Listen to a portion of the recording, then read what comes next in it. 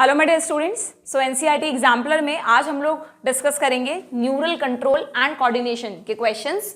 ये चैप्टर काफ़ी important chapter है बच्चों। इसमें मतलब ऐसा कह सकते हैं आप मोस्ट कॉम्प्लेक्स चैप्टर भी है। जैसे हमारी बॉडी में मोस्ट कॉम्प्लेक्स हमारा नर्वस सिस्टम होता है, बिल्कुल वैसे ही सारे ह्यूमन फिजियो के चैप्टर्स में ये बच्चों को थोड़ा सा टिपिकल चैप्टर लगता है। बट अगर आप लॉजिकली इंटरेस्ट के साथ इसे पढ़ेंगे ना तो आपको पढ़ने में बहुत ही मजा आएगा। हाँ, मैं मानती हूँ कि इसको एक बार पढ़ने के बाद, समझने के बाद, इसकी जो भी कॉन्सेप्ट्स हैं, जो भी चीज़ें आप इसमें पढ़ते हैं, उन्हें याद रखना थोड़ा सा मुश्किल होता है। बट उसके लिए एक पॉजिटिव पॉइंट ये है कि अगर हम लास्ट 3-4 ईयर्स का पैटर्न देखें ना नीट का, तो एनटीए इस चैप्टर में से क्वेश्चंस थोड़े कम पूछ रहा है। पहले तो बहुत आते थे, बट लास्ट 3-4 ईयर्स में इस चैप्टर से 1 या 2 क्वेश्चंस ही आ रहे हैं। जो ह्यूमन फिजियो के मैंने आपको बताया था कि 13 से 14 क्वेश्चंस पूछे जाते हैं, उनमें से न्यूरल कंट्रोल को कम प्रेफरेंस दी जा रही है। न्यूरल एंड केमिकल कंट्रोल दोनों को ही ज़्यादा question digestive, circulatory, excretory, respiratory इनसे पूछे जा रहे हैं। बट ऑब्वियस शायद इसीलिए क्योंकि वो थोड़े आसान चैप्टर्स हैं, तो कहीं ना कहीं क्वेश्चन पेपर का लेवल आसान रखने की कोशिश की जा रही थी। But you can never say, क्योंकि कोई ब्लूप्रिंट तो है नहीं ऐसा कि भाई हाँ ये इस चैप्टर में से इतने क्वेश्चन बनेंगे। हो सकता है पेपर थोड़ा ट्रिकी करना हो, मुश्किल करना हो, तो इस चैप्टर से भी दे दें। तो मैं ये नहीं कह रही हूँ कि ये चैप्टर आपको प्रिपेयर नहीं करना है, बिल्कुल करो, अच्छे से पढ़ो, अपने ब्रेन के स्ट्रक्चर को समझो, कैसे काम करता है, उसका मैकेनिज्म अच्छे से पढ़ो। आपको बहुत ही मजा आएगा पढ़ने में और फिर चीजें याद भी रहेंगी। बस थोड़ा बहुत रिवीजन कर लेना इसका, ठीक है। तो चलो जितना हो सकेगा, हालांकि मैंने देखे थे एग्जाम्पलर में इसके कुछ 10-11 क्वेश्चंस ही हैं, ज़्यादा नहीं है, बहुत कम टॉपिक्स कवर किए गए हैं। बट जितने भी टॉपिक्स कवर किए गए उन्हें मैं आपको बहुत ही अच्छे से समझाने वाली हूँ, जिससे वो टॉपिक्स आपके पक्के हो जाएं। ठीक है, स्टार्ट करें सेशन। चलिए तो देखते हैं पहला क्वेश्चन क्या है इस चैप्टर से। The very first question is, just a minute, Chemicals which are released at the synaptic junction are called। Synapse पर जो केमिकल्स रिलीज होते हैं उन्हें हम क्या कहते हैं? तो बहुत ही सिंपल सा क्वेश्चन है बच्चों। हॉर्मोन्स, न्यूरोट्रांसमीटर्स, सीएसएफ या लिम्फ? तो सिंपली न्यूरोट्रांसमीटर्स। देखो इस चैप्टर के स्टार्टिंग में न्यूरॉन्स का स्ट्रक्चर दे रखा है, जो आप छोटी क्लासेस से पढ़ते आए हो, बहुत आसान है, कोई भी क्वेश्चन आएगा आप डेफिनेटली कर लोगे। ठीक है, फिर उनका न्यूरॉन की वर्किंग मैकेनिज्म भी इसमें बताई गई है। तो वर्किंग मैकेनिज्म मैं आपको अभी एक्सप्लेन करूंगी, बट साथ साथ में आपको थोड़ा सा सिनेप्स के बारे में भी याद रखना है। बहुत आसान टॉपिक है, एक बार पढ़ लोगे ना, मुझे नहीं लगता आप भूलोगे। इसमें आपको क्या ध्यान रखना है बच्चों? ये तो आपको पता है कि सिनेप्स का मतलब 2 न्यूरॉन्स का जंक्शन, मतलब ये अगर मान लो न्यूरॉन 1 है, ये एक न्यूरॉन की एंडिंग है, तो ये जो आपको दिखाई है ना, ये दूसरा न्यूरॉन है, ये उसका डेंड्राइट वाला पार्ट आपको दिखाया है। तो 2 न्यूरॉन्स आपस में जहां पर कनेक्टेड रहते हैं, उस जंक्शन को आप सिनेप्स कहते हैं। अब अगर आप ध्यान से देखेंगे तो ये डायरेक्ट कनेक्शन नहीं है, मतलब अगर ये मेरे जो 2 हाथ हैं, 2 न्यूरॉन हो, तो इनके बीच में हल्का सा गैप रहता है हमेशा, और इस गैप को कहते हैं सिनेप्टिक क्लेफ्ट। ठीक है, और मोस्ट ऑफ द सिनेप्स हमारी बॉडी में इसी तरह के हैं, जिन्हें केमिकल सिनेप्स कहा जाता है। क्योंकि बट ऑब्वियस इस क्लेफ्ट को क्रॉस करने के लिए भाई अगर इस न्यूरॉन 1 को न्यूरॉन 2 को सिग्नल देना है, अब अगर डायरेक्टली एक दूसरे से जुड़े होते तो सिग्नल इलेक्ट्रिकल फॉर्म में आगे चले जाते, बट क्योंकि इनके बीच में माइन्यूट ही सही बट गैप तो है, तो इसलिए कोई ना कोई ट्रांसमीटर, मीडिएटर इन्हें चाहिए जो न्यूरॉन 1 से सिग्नल न्यूरॉन 2 में ले जाए। और वो मीडिएटर होते हैं बच्चों यहाँ पर, ये जो आपको येलो कलर से केमिकल्स दिख रहे हैं ना, ये वही मीडिएटर हैं जिन्हें आप कहते हैं न्यूरोट्रांसमीटर्स। ठीक है, यानी ट्रांसमीटर्स यानी वो केमिकल जो सिग्नल्स को एक न्यूरॉन से दूसरे न्यूरॉन में ट्रांसमिट करें। ओके, तो ये न्यूरोट्रांसमीटर भी ना बहुत तरह के होते हैं। ठीक है, आपकी बुक में एक ही एग्जांपल दे रखा है, that is of acetyl choline, जिसे आप ACH से लिखते हैं।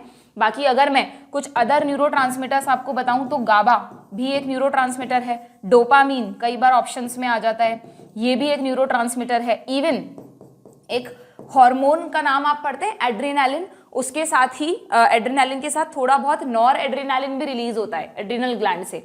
तो वो नॉर एड्रेनालिन हार्मोन की फॉर्म में तो कम अमाउंट में रिलीज होता है, बट अगर हम न्यूरॉन्स की बात करें तो नॉर एड्रेनालिन एक न्यूरोट्रांसमीटर है, न्यूरॉन्स भी इसे बनाती हैं। नॉर एड्रेनालिन एक हार्मोन नहीं है अकेला, ये एक न्यूरोट्रांसमीटर भी है, न्यूरॉन्स भी इसको प्रोड्यूस करते हैं। ठीक है, तो नॉर एड्रेनालिन को भी आप न्यूरोट्रांसमीटर में ध्यान रख सकते हैं। क्लियर? यहाँ पे एड्रेनालिन का अमाउंट ना के बराबर है, नॉर एड्रेनालिन ज्यादा अमाउंट में होता है। ठीक है, तो सिनेप्स में आपको सिनेप्टिक क्लेफ्ट ध्यान रखना है। जब भी यहाँ पर सिग्नल्स का ट्रांसमिशन होगा न्यूरोट्रांसमीटर्स की हेल्प से होगा, अगर हम केमिकल सिनेप्स की बात कर रहे हैं तो। और फर्स्ट न्यूरॉन, मतलब जो फर्स्ट न्यूरॉन है उसका जो एंड है, वहां पर कुछ सिनेप्टिक वेसिकल्स होंगी, इन्हीं में ये न्यूरोट्रांसमीटर्स भरे रहते हैं। जब भी सिग्नल यहाँ पहुंचते हैं, इसमें एक एड ऑन कर लेना बच्चों, यहाँ पर ना कुछ कैल्शियम चैनल्स भी होते हैं न्यूरॉन में लास्ट सिनेप्टिक एंड पर। तो यहाँ पर जैसे ही वो कैल्शियम चैनल्स अंदर आते हैं तो वो इन सिनेप्टिक वेसिकल्स को मूवमेंट करवाते हैं पेरीफेरी की तरफ, और ये सिनेप्टिक वेसिकल पेरीफेरी पर आकर फ्यूज हो जाती है मेम्ब्रेन से, न्यूरोट्रांसमीटर्स को रिलीज कर देती हैं, और जैसे ही ये न्यूरोट्रांसमीटर नेक्स्ट न्यूरॉन की मेम्ब्रेन को टच करते हैं उनको सिग्नल मिल जाता है। हमेशा ध्यान रखना, न्यूरोट्रांसमीटर कभी भी नेक्स्ट न्यूरॉन के अंदर नहीं जाते, ये बिल्कुल हार्मोन्स की तरह काम करते हैं, रिसेप्टर्स पर एक्ट करते हैं कुछ हार्मोन्स की तरह, है ना। जैसे कि कुछ हार्मोन्स करते हैं पेप्टाइड हार्मोन, तो इनके रिसेप्टर ये जो आपको दिख रहे हैं, ये भी पूछ लेंगे आपसे लेबलिंग की, ये पिंक कलर से जो दिख रहा है मॉलिक्यूल वो क्या है, तो they are the receptors for neurotransmitter, जो कि सेकेंड न्यूरॉन पर हैं। और जब ये न्यूरोट्रांसमीटर अपने रिसेप्टर्स से बाइंड होते हैं तो वो एक स्टिमुलस होता है नेक्स्ट न्यूरॉन के लिए कि उसे भी अब नर्व इम्पल्स को कंडक्शन करना है, ठीक है। इस तरह सिनेप्स वर्क करते हैं। तो ये कहलाता है प्री सिनेप्टिक मेम्ब्रेन, बाद वाला कहलाता है पोस्ट सिनेप्टिक मेम्ब्रेन, और तीनों को मिलाकर कहते हैं सिनेप्स। एक छोटा सा पॉइंट और याद रख लेना कि हमारी बॉडी में कुछ ऐसे सिनेप्स भी हैं जहां पर आपस में डायरेक्ट कनेक्शन है, कोई गैप नहीं है उनके बीच में, ऐसे सिनेप्स कहलाते हैं इलेक्ट्रिकल सिनेप्स। बहुत ही कम है इनका number, they are rare in our system, लिखा है एनसीईआरटी में, बट यस हैं तो सही। इलेक्ट्रिकल सिनेप्स क्यों? क्योंकि यहाँ पर जो भी मैसेज नर्व इम्पल्स आ रही है ना, वो डायरेक्टली ही दूसरे न्यूरॉन में आ जाएगी, कोई केमिकल्स को मीडिएट होने की जरूरत बीच में नहीं पड़ेगी, ठीक है। तो ये सारी चीजें ध्यान रखना, क्वेश्चन हम ऑलरेडी कर चुके हैं। बढ़े आगे, चलिए नेक्स्ट क्वेश्चन पे आते हैं। Potential difference across resting membrane, जब न्यूरॉन रेस्टिंग स्टेट में होता है तो आपको पता है नेगेटिव होता है। इसमें भी कई बच्चों को कंफ्यूजन होता है कि मैम कैसे याद रखें हम, अगर ये एक न्यूरॉन है तो जब न्यूरॉन रेस्टिंग स्टेट पे है तब आप कहते हैं कि वो नेगेटिव है। तो बहुत आसान है बच्चों, याद रखना भाई, जब हम रेस्ट कर रहे होते हैं तो उस वक्त हमारी मतलब जब हम नॉर्मली अगर हम जस्ट वैसे ही सोचें तो जब हम रेस्ट कर रहे होते हैं तब हम नेगेटिव स्टेज में ही तो होते हैं, तब हमें कोई बहुत ठीक है हमारे ऑर्गन्स कुछ काम कर रहे हैं बट ऑल ओवर तो हम उस टाइम नेगेटिव स्टेज में, मतलब नो स्टेज में हमें कुछ नहीं करना, हम लेटे हुए हैं सिंपली। लेकिन जब हम कोई वर्क करेंगे तभी तो हम पॉजिटिव एनर्जी के साथ स्टार्ट करेंगे उस वर्क को। तो जब भी न्यूरॉन रेस्टिंग स्टेट में होता है तो हमेशा ध्यान रखिएगा उनके अंदर नेगेटिव चार्ज होता है, बट न्यूरॉन के बाहर की तरफ पॉजिटिव होता है। यानी एक पोटेंशियल डिफरेंस होता है बच्चों यहाँ पर, ठीक है भाई। अंदर का याद रखोगे नेगेटिव तो बाहर का अपने आप याद रहेगा, ठीक है।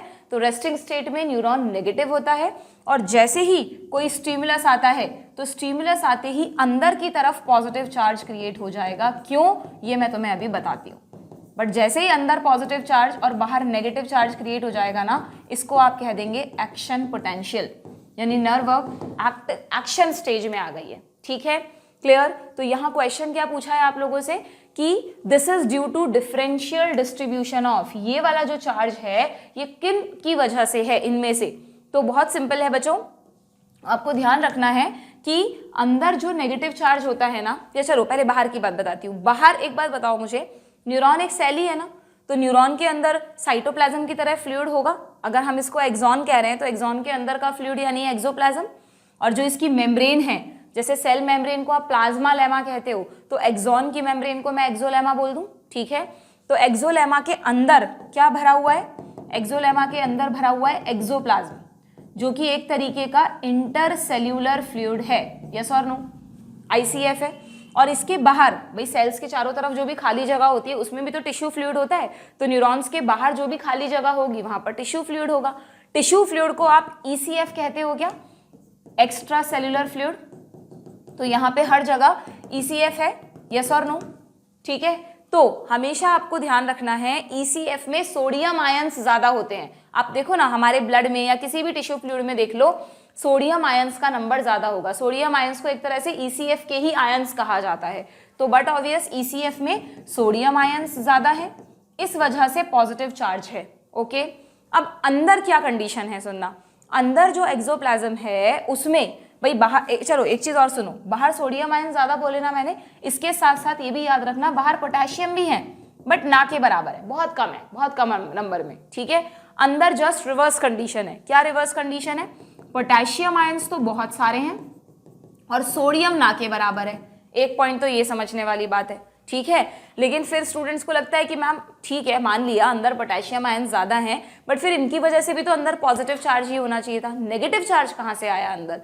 तो एक्चुअली में बच्चों अंदर जो नेगेटिव चार्ज है ना वो किसकी वजह से है, इन पोटेशियम आयंस के साथ में कुछ नेगेटिवली चार्ज प्रोटीन्स भी अंदर होती हैं, इस वजह से अंदर नेगेटिव चार्ज होता है। तो आपको दो बातें याद रखनी पड़ेगी नर्व की रेस्टिंग स्टेट के लिए, क्या कि एक तो जब नर्व रेस्टिंग स्टेट में होती है तो बाहर जो फ्लूइड है उसमें सोडियम आयन ज्यादा है, पोटेशियम कम है, अंदर पोटेशियम आयन ज्यादा है, बट जो अंदर नेगेटिव चार्ज है ना, दूसरी बात वो किसकी वजह से है, वो नेगेटिवली चार्ज प्रोटीन्स की वजह से, जिनका आगे ट्रांसपोर्ट में कोई रोल नहीं है। अभी हम देखेंगे कि कभी सोडियम अंदर आएगा, कभी पोटेशियम बाहर जाएगा। ये जो नेगेटिवली चार्ज प्रोटीन्स हैं, क्योंकि प्रोटीन्स का साइज बड़ा होता है तो इनका कोई ट्रांसपोर्ट नहीं होगा, ये अंदर ही रहेंगे। जो भी चेंजेस आएंगे पोटेंशियल में वो सोडियम एंड पोटेशियम की वजह से आएंगे। ठीक है, ये बात आपको ध्यान रखनी है। अब इसमें भी बहुत इतना समझाने के बाद भी कई बार भूल जाते हैं आप कि अंदर कौन ज्यादा था बाहर कौन ज्यादा था। भाई इतना कुछ पढ़ते हो, भूल भी सकते हो, कोई बड़ी बात नहीं है। तो यहाँ पे एक छोटी सी आसान सी ट्रिक बताती हूँ। ऐसे समझ लो कि एक्सॉन जो है ना, वो मतलब एक्सॉन का जो पूरा अंदर वाला एनवायरनमेंट है वो एक गर्ल्स हॉस्टल है। ठीक है, तो अंदर गर्ल्स हैं, गर्ल्स जनरली प्रेटी होती है, तो P for pretty and P for potassium. तो अंदर पोटेशियम आयंस ज्यादा हैं, ठीक है, और बाहर उनको बचाने के लिए, उनको प्रोटेक्ट करने के लिए उस गर्ल्स हॉस्टल के बाहर बहुत सारे गार्ड्स अपॉइंट है। तो गार्ड्स जो है वो स्ट्रांग होते हैं, तो एस फॉर स्ट्रांग या बॉयज गार्ड्स कैसे भी याद रख लो, S for strong and S for sodium ions. तो सोडियम आयंस हमेशा बाहर ज्यादा होंगे, है ना, स्ट्रांग, और अंदर प्रेटी गर्ल्स यानी कि P for pretty P for potassium, potassium ions ज्यादा होंगे। ठीक है, बट हाँ इनके साथ इसको जरूर याद रखना, नेगेटिवली चार्ज प्रोटीन्स को। ठीक है, क्या कोई कंफ्यूजन तो नहीं है इसमें? ओके, तो ये रेस्टिंग स्टेट की कहानी आई थिंक तुम्हारे दिमाग में क्लियर हो जानी चाहिए। तो इस क्वेश्चन का आंसर तो तुम्हें आ जाएगा कि भाई ये डिफरेंशियल डिस्ट्रीब्यूशन किसकी वजह से, सोडियम एंड पोटेशियम आयंस की वजह से। अब इसका मैकेनिज्म समझने में भी बच्चों को बहुत दिक्कत आती है, तो मैं तुम लोगों को बताती हूँ कि आपको कैसे इस मैकेनिज्म को एक ही डायग्राम से याद रखना है। बहुत इजीली याद रख सकते हो तुम। ये वाली बात तो आप अपने नोट कर लेना कहीं भी। ईसीएफ में ईसीएफ में क्या बोला मैंने, ईसीएफ में स्ट्रॉन्ग गार्ड्स हैं, ठीक है ना, और एस फॉर स्ट्रॉन्ग और एस फॉर सोडियम आयंस।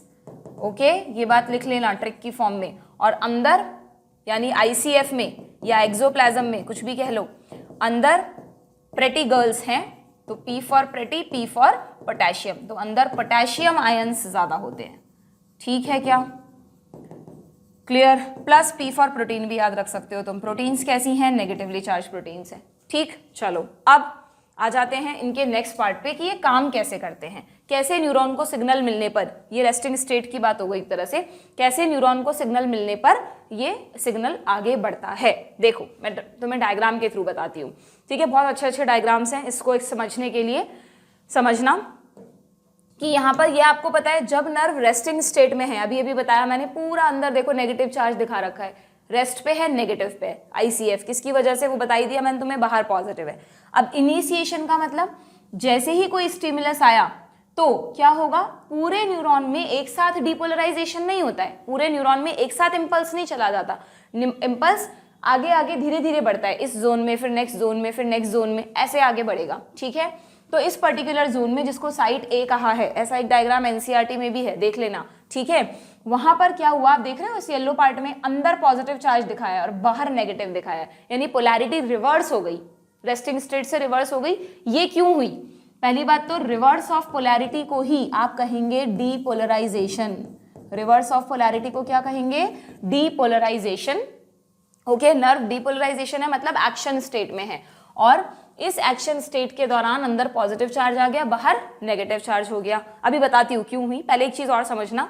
अब क्या होगा, अब जिस साइड पे नर्व इंपल्स, इसी को आप नर्व इंपल्स कह दोगे, पोलैरिटी का रिवर्स होना ही एक तरह से नर्व इंपल्स का कंडक्शन है। ऐसे कोई नर्व इंपल्स अलग से कोई चीज नहीं है, कोई ऐसे नहीं कि किसी केनाल में से वाटर फ्लो हो रहा है तो मैम वो वाटर कहाँ है, हमें तो दिखना चाहिए यहाँ पर वो करंट। भाई आप ऐसा ही तो बोलते हो ना, वायर में से जब इलेक्ट्रॉन जा रहे हैं तो मतलब करंट जा रहा है। बिल्कुल वैसे ही अगर न्यूरॉन में आयंस का एक्सचेंज हो रहा है तो वो ही एक तरह से नर्व इंपल्स है। ठीक है, तो साइट ए में डीपोलराइजेशन हो गया।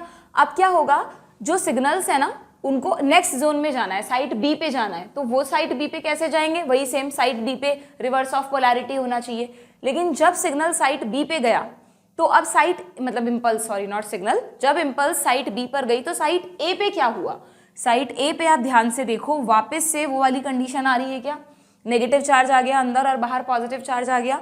इस स्टेट को वैसे तो हमें क्या कह देना चाहिए, इसको पोलराइजेशन कहते हैं या पोलराइज स्टेट कहते हैं, तो हमें इसको सीधा पोलराइज्ड कह देना चाहिए था ना बच्चों, लेकिन नहीं, इसको कहा जाता है hyper polarisation.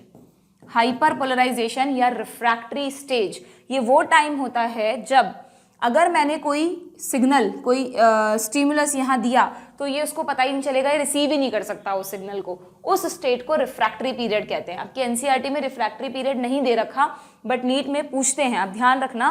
Refractory period neuron में वो स्टेज होती है जब न्यूरॉन किसी भी सिग्नल को, स्टिमुलस को रिसीव नहीं कर सकता। बहुत मिली सेकेंड्स, 1 मिली सेकेंड के लिए आती है मुश्किल से, बट आती है वो स्टेट, ठीक है। और फिर जैसे ही ये रिफ्रैक्टरी स्टेज की जगह अब नॉर्मल, इन दोनों में फर्क क्या आप कहेंगे मैम, दोनों में तो नेगेटिव चार्ज है। यहां पर तुम यूं समझ लो कि जब नॉर्मल पोलराइज स्टेट थी ना तो ये पोटेंशियल होता है -70 मिलीवोल्ट। जब एक्शन स्टेट में आ जाते हैं डीपोलराइजेशन में तो ये होता है लगभग +40 मिलीवोल्ट। अब वापस से नेगेटिव में ये आ जाना चाहिए था ना, बट इससे भी और नेगेटिव में चला गया, यानी अगर -90 मिलीवोल्ट तक चला गया ना ये, तो उसे हाइपर पोलराइजेशन कहते हैं। और जब वापस से उस -90 से नॉर्मल स्टेट में आ जाता है तब आप उसे कहते हैं एग्जैक्ट रीपोलराइजेशन, यानी कि रेस्टिंग स्टेट, यानी पोलराइजेशन, पोलराइज स्टेट में आ गई है, ठीक है। ओके, ये पोटेंशियल्स की वैल्यू आप याद रख सके तो रख लीजिएगा, ये तो दे रखी है एनसीईआरटी में, तो ये तो पूछते हैं। ओके, अब क्वेश्चन ये उठता है, कॉन्सेप्ट समझ में आ गया, बस यही कहानी चलती रहेगी। अब साइट बी से इंपल्स जाएगी साइट सी पे, और साइट बी में क्या होगा, पहले रिफ्रैक्टरी पीरियड आएगा, फिर कुछ देर बाद वापस से पोलराइज स्टेट आ जाएगी। इस तरह से इंपल्स आगे बढ़ती जाएगी। अब क्वेश्चन ये उठता है कि मैम ये क्यों हुआ, माइनस प्लस कैसे हुआ, ये एक्सचेंज कैसे हुआ, तो उसके लिए आपको सिर्फ और सिर्फ 3 चैनल गेट्स के बारे में समझना है बच्चों। कौन से 3 चैनल गेट, देखो यहां पर, एक सेकेंड, यहां पर आपको इस डायग्राम में, ये भी बहुत अच्छा डायग्राम लगा मुझे, पूरे के पूरे इसको नर्व इंपल्स के मैकेनिज्म को समझने के लिए 3 चैनल गेट्स याद रखने हैं। कौन से 3 चैनल गेट्स याद रखने हैं, एक तो याद रखने हैं पोटेशियम चैनल्स। एक सेकेंड रुक जाओ जरा, इसको थोड़ा इधर ले लेते हैं हम।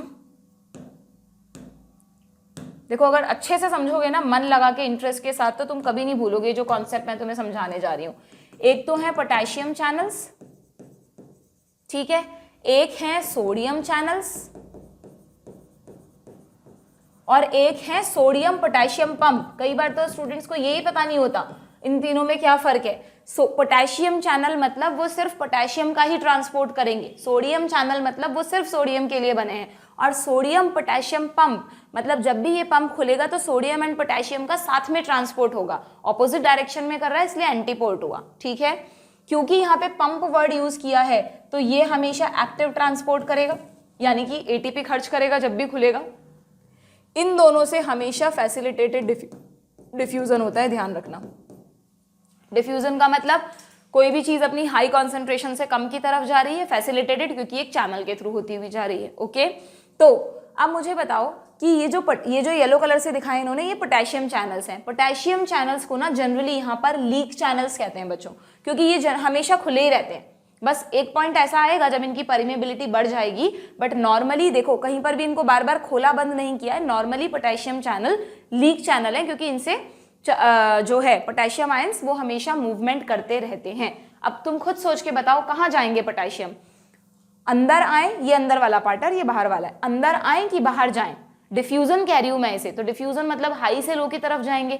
पोटेशियम यानी प्रेटी कहाँ ज्यादा है, अंदर, तो अंदर से बाहर ही जाएंगे ना। तो पोटेशियम चैनल जब भी ट्रांसपोर्ट करेंगे तो हमेशा पोटेशियम आयंस को बाहर की तरफ ही भेजेंगे, ठीक है। जब परमिएबिलिटी ना के बराबर है, कम है, वहां एरो नहीं दिखाया, यहां भी बढ़ जाएगी, आएगा पॉइंट तब दिखाया है, कंफ्यूज मत होना। बट यस, पोटेशियम चैनल एक तरीके के लीक चैनल्स हैं जिनसे हमेशा थोड़ा थोड़ा पोटेशियम का लीकेज चलता रहता है, एक पॉइंट पर ये बढ़ जाता है, ठीक है। ये बात सही है, ये बात ध्यान रहेगी। ओके भाई, सीधी सी बात है ना, वो गर्ल्स का घर है, गर्ल्स हॉस्टल है, तो वो तो जब चाहे बाहर जा सकती हैं, कोई घर में रहने वाले मालिक को थोड़ी ना रोकेगा बाहर जाने से। हाँ, बाहर वाले कोई बाहर से अंदर आना चाहे तो उसको परमिशन लेनी पड़ेगी। तो सीधी सी बात है कि पोटेशियम आयन जब चाहे बाहर जा सकते हैं और थोड़े थोड़े बाहर जाते रहते हैं। ओके, तो जब नर्व रेस्टिंग स्टेट में होती है, रेस्टिंग स्टेट वाली कंडीशन है, तो रेस्टिंग स्टेट में आपकी बुक में लिखा है, पढ़ना आप एनसीईआरटी में, कि सोडियम आयंस की परमिएबिलिटी ना के बराबर है ही नहीं, इम्परमिएबल है ये सोडियम आयंस के लिए।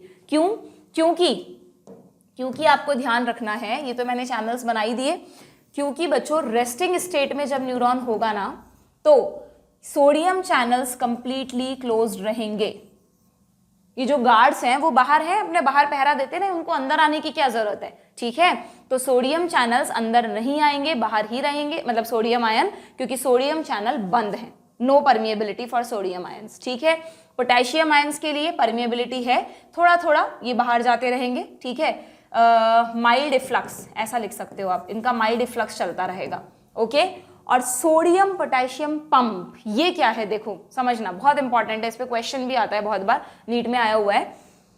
क्योंकि थोड़े थोड़े पोटेशियम आयन बाहर जा रहे हैं, ठीक है भाई, और इस नर्व को जब तक सिग्नल नहीं, मतलब जब तक स्टिमुलस नहीं मिले तब तक इसको अपना रेस्टिंग पोटेंशियल बनाए रखना है। कितना है रेस्टिंग पोटेंशियल, देखो निडल का है -70, तो -70 मिलीवोल्ट को मेंटेन रखने के लिए सोडियम पोटेशियम पंप ओपन रहते हैं, वेरी वेरी इंपॉर्टेंट।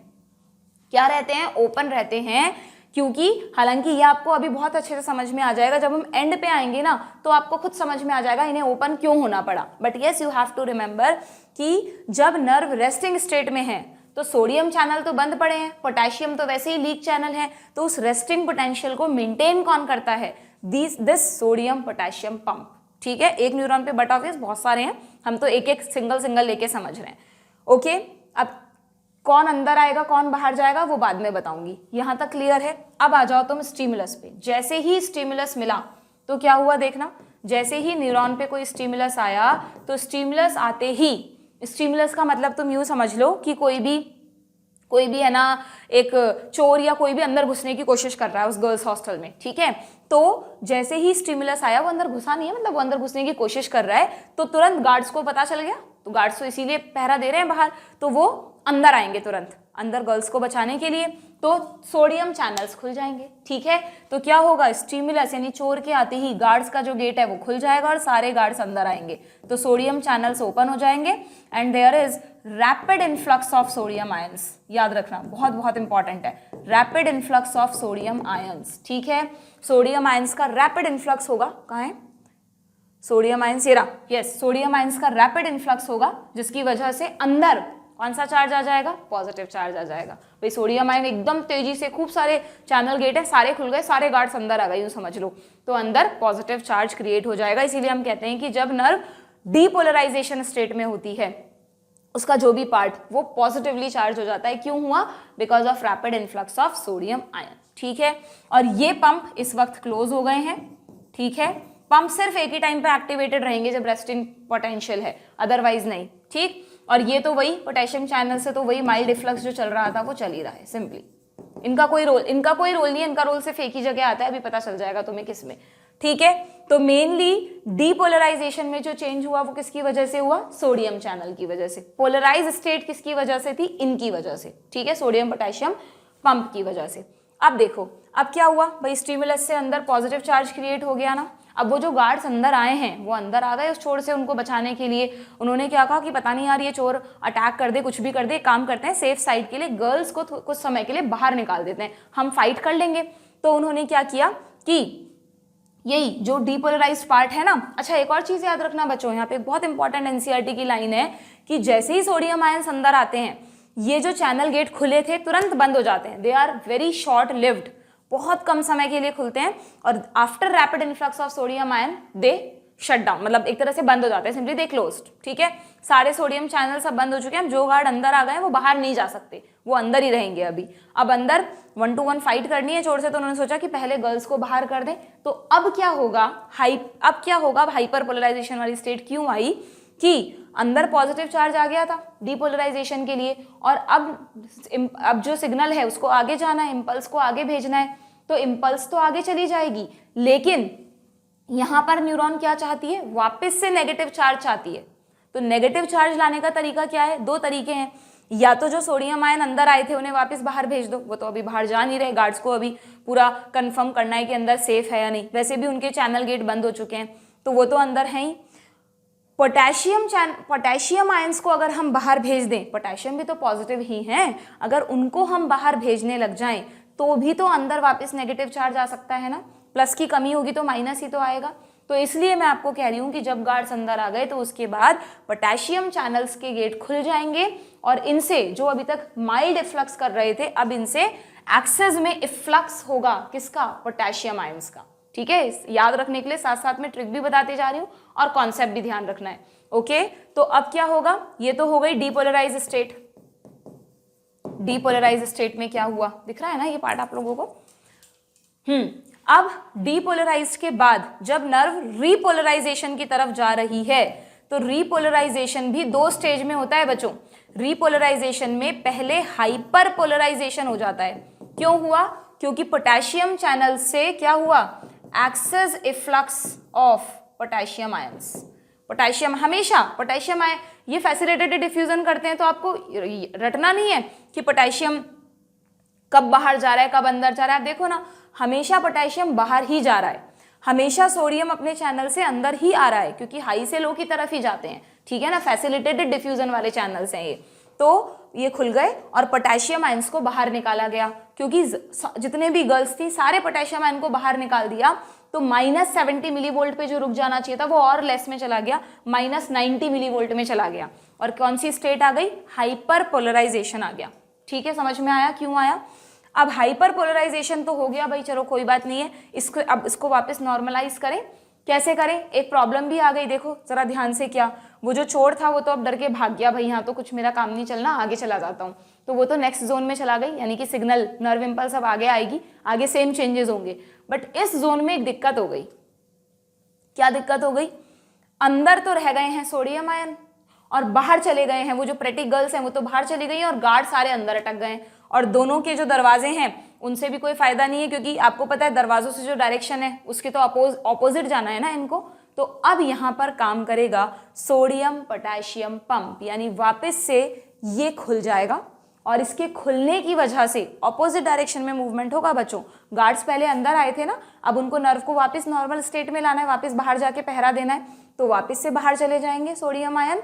और जो गर्ल्स बाहर धकेली गई थी कुछ समय के लिए, वो वापस से इन पंप से अंदर आ जाएंगी। तो जब भी सोडियम पोटेशियम पंप खुलता है, सोडियम आयंस बाहर जाते हैं, पोटेशियम आयन अंदर आते हैं। बहुत आसानी से आप ट्रिक से याद रख सकते हैं।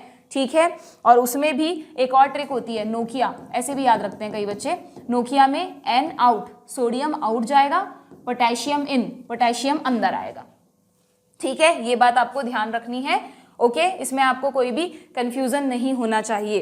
तो सोडियम आयन गए बाहर, पोटेशियम आयन आए अंदर, तो वापस से एकदम वही रेस्टिंग स्टेट आ गई, यानी बी स्टेज हो जाएगी इसकी पोलराइज स्टेट। फिर आप कह सकते हैं कि अब ये पोलराइज स्टेट में आ गया।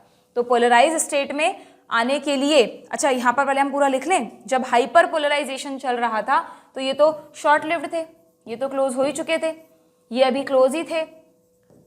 पहले क्या हो रहा था, पहले इनको और ज्यादा ओपन करके पोटेशियम को बाहर निकाला गया, और अब पोलराइज स्टेट में ये वापस से नॉर्मल उसमें आ गए अपने माइल्ड में। ये सोडियम चैनल्स तो क्लोज के क्लोज ही रहेंगे, गार्ड्स इनसे तो बाहर वैसे भी नहीं जा सकते।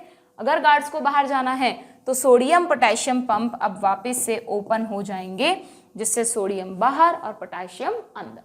ठीक है, इसमें भी आप ऐसे भी याद रख सकते हो, नो 2 पोटेशियम के लिए 3, 2 सोडियम आयन बाहर जाते हैं, 3 पोटेशियम आयन अंदर आते हैं। बहुत आसान है इस ट्रिक से। ये सोडियम पोटेशियम पंप के लिए है बच्चों ट्रिक। ठीक है, सोडियम आयन 2 बाहर जाते हैं एक बार में, 2 सोडियम बाहर जाते हैं, 3 पोटेशियम अंदर आते हैं, और इस तरह नर्व वापस अपनी पोलराइज स्टेट में आ जाती है ना आसान। अगर एक बार तरीके से समझ लिया, अब आप एनसीईआरटी से पढ़ लेना, बहुत इजीली आपको सब कुछ समझ में आ जाएगा। और प्लीज इन सब चीजों को कहीं लिख लेना, ऐसा मत सोचना कि हमें तो बहुत अच्छे से समझ में आ गया, अब हम कभी भूलेंगे ही नहीं, ये हमारा वहम होता है। इतनी सारी चीज़ें हम पढ़ते हैं बच्चों पूरे दिन, पूरे टाइम, अलग अलग, अब पूरी थ्रू आउट द आपके स्टडी में, तो आप चीज़ों को भूल जाते हो। तो जो भी अच्छी चीज़ सीखो, कुछ अच्छा लगे, उसको नोट ज़रूर किया करो एनसीईआरटी में कहीं पर, या जो भी आपकी एक ही कोई नोटबुक में। इधर उधर नोट करोगे तो फिर ये याद नहीं रहेगा कहाँ क्या नोट किया था। ठीक है, तो वो चीज़ें आपको बाद में रिविजन में हेल्प करेंगी। डन, क्लियर है पूरी कहानी अच्छे से। पोटेंशियल्स भी ध्यान रखना। यहाँ पर क्या बताया मैंने, यहाँ पर होता है रेस्टिंग स्टेज में -40, डीपोलराइज में -70, डीपोलराइज में +40, और यहाँ पे हाइपर में पहले -90 जाता है बट फिर वापस से -70 आ जाता है। क्लियर? पूरी क्लास ही ले ली लो मैंने तुम्हारी। चलो कोई नहीं, ठीक, बढ़े आगे। चलिए नेक्स्ट क्वेश्चन क्या है, रेस्टिंग मेम्ब्रेन पोटेंशियल। अब तुम कोई भी क्वेश्चन कर लेना इससे रिलेटेड, इस टॉपिक की एक बार क्वेश्चन प्रैक्टिस भी कर लेना। अगर तुम्हारे पास जो भी सोर्स तुम यूज करते हो तो तुमसे सारे क्वेश्चन हो जाएंगे। फिर भी कुछ नहीं समझ में आए तो you can ask in comment box और टेलीग्राम। क्लियर? चलिए भाई, resting membrane potential is maintained by, अब तुम बहुत इजीली इसका आंसर दे सकते हो। रेस्टिंग मेम्ब्रेन पोटेंशियल कौन मेंटेन कर रहा है इनमें से, बताओ? ये रहे सोडियम पोटेशियम पंप। ठीक है ना भाई, बहुत सीधी सी बात है कि रेस्टिंग स्टेट में को मेंटेन कराना सोडियम पोटेशियम पंप का काम है। रेस्टिंग का मतलब पोलराइज स्टेट। जब नर्व एक्शन में आ गई है तो एक्शन पोटेंशियल किसकी वजह से जनरेट हुआ, यानी कि डीपोलराइजेशन किसकी वजह से हुआ, सोडियम चैनल्स की वजह से। Rapid influx of sodium, guards अंदर आए, और वापस से रीपोलराइजेशन की स्टेज जब चल रही है जिसमें हाइपर पोलराइजेशन भी आएगा, तो वो किसकी वजह से हुआ, पोटेशियम चैनल्स की वजह से। इफ्लक्स ऑफ पोटेशियम, यहाँ पे पोटेशियम को बाहर निकाला गया था, इफ्लक्स ऑफ पोटेशियम। यहाँ पर रैपिड इन्फ्लक्स ऑफ सोडियम हुआ था। ठीक है, और इसको तो तुम नोकिया से याद रख ही सकते हो, सोडियम आउट पोटेशियम इन 3।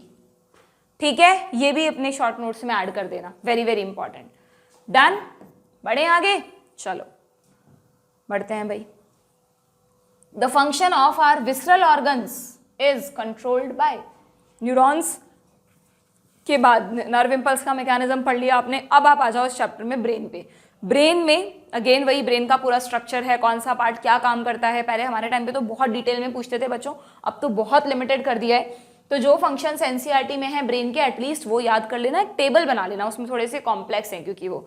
ठीक है, तो विसरल ऑर्गन्स को कौन कंट्रोल करता है? देखो बहुत सीधी सी कहानी है हमारे नर्वस सिस्टम की। सीएनएस यानी ब्रेन और स्पाइनल कॉर्ड, जितनी भी नर्व्स उनसे निकल रही हैं वो सब मिलकर बनाती हैं पीएनएस, पेरिफेरल नर्वस सिस्टम। ठीक है, अब वो जो नर्व्स निकल रही हैं अगर ब्रेन से निकल रही है तो उन्हें बोलते हैं क्रेनियल नर्व। ये हमारा ब्रेन है, ये हमारा ब्रेन है, ये स्पाइनल कॉर्ड है, तो ये तो सीएनएस का पार्ट है।